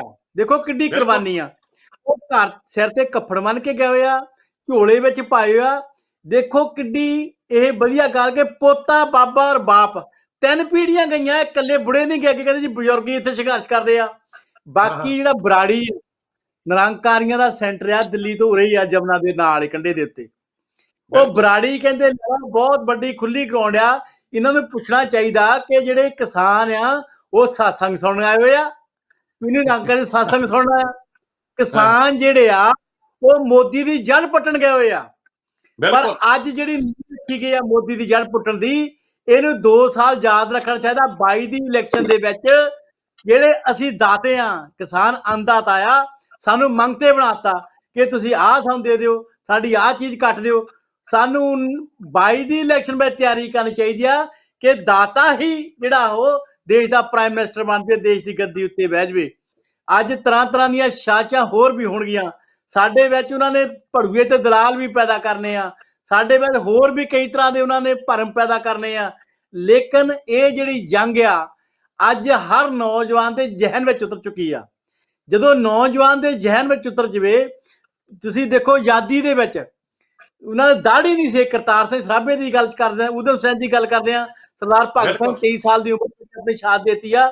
ਅੱਜ ਉਹੀ ਜਿਹੜਾ ਇਤਿਹਾਸ ਆ ਉਹ ਦੁਹਰਾਇਆ ਜਾ ਰਿਹਾ। ਹੁਣ ਜਿਹੜਾ 18 ਸਾਲ ਦਾ ਨਹੀਂ, ਮੈਂ ਤਾਂ 12 ਸਾਲ ਦੇ ਬੱਚੇ ਦੇਖੇ ਆ ਟਰਾਲੀਆਂ ਤੇ ਚੜ ਕੇ, ਉਹ ਪਿੱਛੇ ਲਟਕਦੇ ਜਾਂਦੇ, ਅਸੀਂ ਵੀ ਜਾਣਾ ਹੈਗਾ। ਤੇ ਜੇ ਸਿਆਣੇ ਨੂੰ ਪੁੱਛਦੇ ਆ, ਉਹ ਕਾਰਾਂ 'ਚ ਤੁਸੀਂ ਸਿਆਣੇ ਜਿਹੜੇ ਸਿਆਣੇ ਨੂੰ ਕੀ ਜਾਣੇ, ਸਿਆਣਿਆਂ ਨੂੰ ਪੁੱਛਦੇ ਆ ਵੀ ਤੂੰ 80 ਸਾਲ ਤੁਸੀਂ ਕੋਈ ਚੱਲੇ ਆ।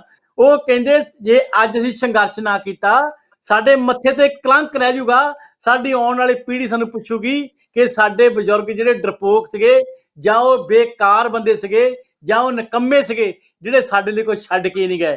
ਤਾਂ ਅੱਜ ਅਸੀਂ ਉਸ ਆਪਣੀ ਪੀੜ੍ਹੀ ਲਈ ਕਲੰਕ ਨਹੀਂ ਬਣਨਾ ਚਾਹੁੰਦੇ, ਬਲਕਿ ਅਸੀਂ ਆਪਣੀ ਪੀੜ੍ਹੀ ਲਈ ਕੁਝ ਕਰਨਾ ਚਾਹੁੰਦੇ ਹਾਂ ਤਾਂ ਕਿ ਸਾਨੂੰ ਆਉਣ ਵਾਲੀ ਪੀੜ੍ਹੀ ਨਾਲ ਕਰ ਪਾਵੇ। ਰਣੀਆਂ ਸਰਪੰਚ ਸਾਹਿਬ, ਬੜਾ ਸਾਹਿਬ, ਅੱਧੇ ਕੁ ਮਿੰਟ ਵਿੱਚ ਅਖੀਰ ਤੇ ਕੀ ਕਹਿਣਾ ਚਾਹੁੰਦੇ, ਕਿਉਂਕਿ ਸਮਾਪਤੀ ਵਾਲ ਆਪਾਂ ਵੱਧ ਰਹੇ, ਆਪਣੇ ਕੋਲ ਸਿਰਫ 1 ਮਿੰਟ ਰਹਿੰਦਾ।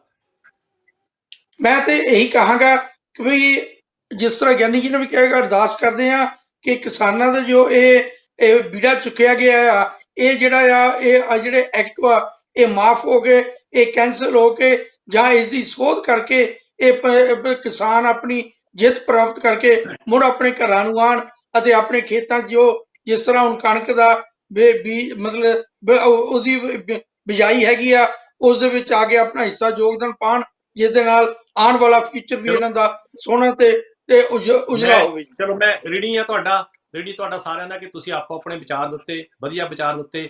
ਲੇਕਿਨ ਮੈਂ ਇੱਕ ਗੱਲ ਜ਼ਰੂਰ ਕਹਿਣੀ ਚਾਹੁੰਦਾ ਸਿੱਖ ਚੈਨਲ ਰਾਹੀਂ ਕੇਂਦਰ ਸਰਕਾਰ ਨੂੰ, ਭਾਰਤ ਦੀ ਸਰਕਾਰ ਨੂੰ, ਕਿ ਜਿਨ੍ਹਾਂ ਨੂੰ ਤੁਸੀਂ ਆ ਛੋਟੇ ਛੋਟੇ ਪੱਥਰ ਰੱਖ ਕੇ, ਆ ਛੋਟੇ ਛੋਟੇ ਬੈਰੀਕੇਡ ਲਾ ਕੇ, ਜਾਂ ਛੋਟੇ ਛੋਟੇ ਪਹਾੜ ਬਣਾ ਕੇ ਰੋਕਣਾ ਚਾਹੁੰਦੇ ਆ, ਜਾਂ ਛੋਟੇ ਛੋਟੀਆਂ ਟੋਈਆਂ ਪੱਟ ਕੇ ਰੋਕਣ ਦੀਆਂ ਕੋਸ਼ਿਸ਼ਾਂ ਕਰਦੇ ਆ, ਇਹ ਉਹ ਪੰਜਾਬੀ ਆ ਜਿਨ੍ਹਾਂ ਨੇ ਦਰਿਆਵਾਂ ਦੇ ਮੂੰਹ ਮੋੜ ਤੇ, ਇਹ ਉਹ ਪੰਜਾਬੀ ਆ ਜਿਹੜੇ ਨਹਿਰ ਵਿੱਚ ਨੱਕਾ ਲਾ ਕੇ ਆਪਣੇ ਖੱਤਿਆਂ ਨੂੰ ਪਾਣੀ ਦੇ ਸਕਦੇ ਆ, ਇਹ ਉਹ ਪੰਜਾਬੀ ਆ ਜਿਨ੍ਹਾਂ ਨੇ ਪਹਾੜਾਂ ਨੂੰ ਪੱਧਰੇ ਕਰਕੇ ਖੱਤੇ ਬਣਾ ਲਿਆ, ਤੇ ਖੱਤਿਆਂ ਵਿੱਚ ਮੁੜ ਕੇ ਜੇ ਪਹਾੜ ਬਣਾਉਣ ਦੀ ਲੋੜ ਪਈ ਤੇ ਪਹਾੜ ਬਣਾਤੇ। ਇਹ ਉਹ ਪੰਜਾਬੀ ਆ ਜਿਨ੍ਹਾਂ ਨੇ ਯੂਪੀ ਦੇ ਜੰਗਲਾਂ ਨੂੰ ਆਬਾਦ ਕਰਤਾ, ਇਹ ਉਹ ਪੰਜਾਬੀ ਆ ਜਿਨ੍ਹਾਂ ਰਾਜਸਥਾਨ ਚੋਂ ਰੇਤਾ ਮੁਕਾ ਦਿੱਤਾ, ਇਹ ਉਹ ਪੰਜਾਬੀ ਆ ਜਿਨ੍ਹਾਂ ਨੇ ਬੰਗਾਲ ਨੂੰ, ਗੁਜਰਾਤ ਨੂੰ ਅਤੇ ਦੇਸ਼ ਦੇ ਹੋਰ ਸੂਬਿਆਂ ਨੂੰ ਖੁਸ਼ਹਾਲ ਬਣਾ ਦਿੱਤਾ, ਇਹ ਉਹ ਪੰਜਾਬੀ ਜਿਨ੍ਹਾਂ ਨੇ ਦੁਨੀਆ ਦੇ ਕੋਨੇ ਕੋਨੇ ਤੇ ਜਾ ਕੇ ਝੰਡੇ ਚਲਾ ਦਿੱਤੇ ਤੇ ਗੁਰੂ ਦੇ ਲੰਗਰ ਚਲਾ ਦਿੱਤੇ। ਇਹਨਾਂ ਨੂੰ ਨਾ ਰੋਕਿਆ ਜਾ ਸਕਦਾ, ਇਹਨਾਂ ਨੂੰ ਨਾ ਝੁਕਾਇਆ ਜਾ ਸਕਦਾ। ਇਹਨਾਂ ਲਈ ਦਿੱਲੀ ਦੂਰ ਨਹੀਂ, ਦਿੱਲੀ ਨੂੰ ਅੱਗੇ 18 ਵਾਰੀ ਜਿੱਤਿਆ, ਅੱਜ ਅਸੀਂ 19ਵੀਂ ਵਾਰੀ ਜਿੱਤ ਚੁੱਕੇ ਹਾਂ। ਇਹ ਤਾਂ ਸਿਰਫ ਮੋਦੀ ਦੀ ਹਾਰ ਦਾ ਵੇਟ ਕਰਦੇ ਆ ਕਿ ਕਦੋਂ ਅਸਤੀਫਾ ਦੇਵੇ, ਕਦੋਂ ਭਾਜਪਾ ਸਰਕਾਰ ਭੰਗ ਹੋਵੇ ਤੇ ਕਾਲੇ ਕਾਨੂੰਨ ਵਾਪਸ ਲਏ ਜਾਣ ਤੇ ਅਸੀਂ ਜਿਹੜੀ 19ਵੀਂ ਜਿੱਤ ਆ ਉਹਦਾ ਜਸ਼ਨ ਮਨਾਈਏ। ਸੋ ਇਸ ਜਿੱਤ ਵਿੱਚ ਹੁਣ ਤੱਕ ਜੋ ਇਸ ਸੰਘਰਸ਼ ਵਿੱਚ ਇੱਕ ਸਿੰਘ ਨੇ ਸ਼ਹੀਦੀ ਦਿੱਤੀ, ਅਸੀਂ ਉਹਦੇ ਪਰਿਵਾਰ ਨਾਲ ਹਮਦਰਦੀ ਜਤਾਉਂਦੇ ਹਾਂ। ਸੋ ਸਾਡੇ ਵੱਲੋਂ ਹੋਈਆਂ ਭੁੱਲਾਂ ਚੁੱਕਾਂ ਦੀ ਖਿਮਾ ਮੇਰੀ ਪੂਰੀ ਟੀਮ ਅਤੇ ਆਪਣੇ ਦਾਸ ਬਲਿਹਾਰ ਸਿੰਘ ਰਾਮੇਵਾਲ ਨੂੰ ਦੋ ਇਜਾਜ਼ਤ, ਬੁਲਾਓ ਫਤਿਹ। ਵਾਹਿਗੁਰੂ ਜੀ ਕਾ ਖਾਲਸਾ, ਵਾਹਿਗੁਰੂ ਜੀ ਕੀ ਫਤਿਹ। ਖਾਲਸਾ, ਵਾਹਿਗੁਰੂ ਜੀ ਕੀ ਫਤਿਹ।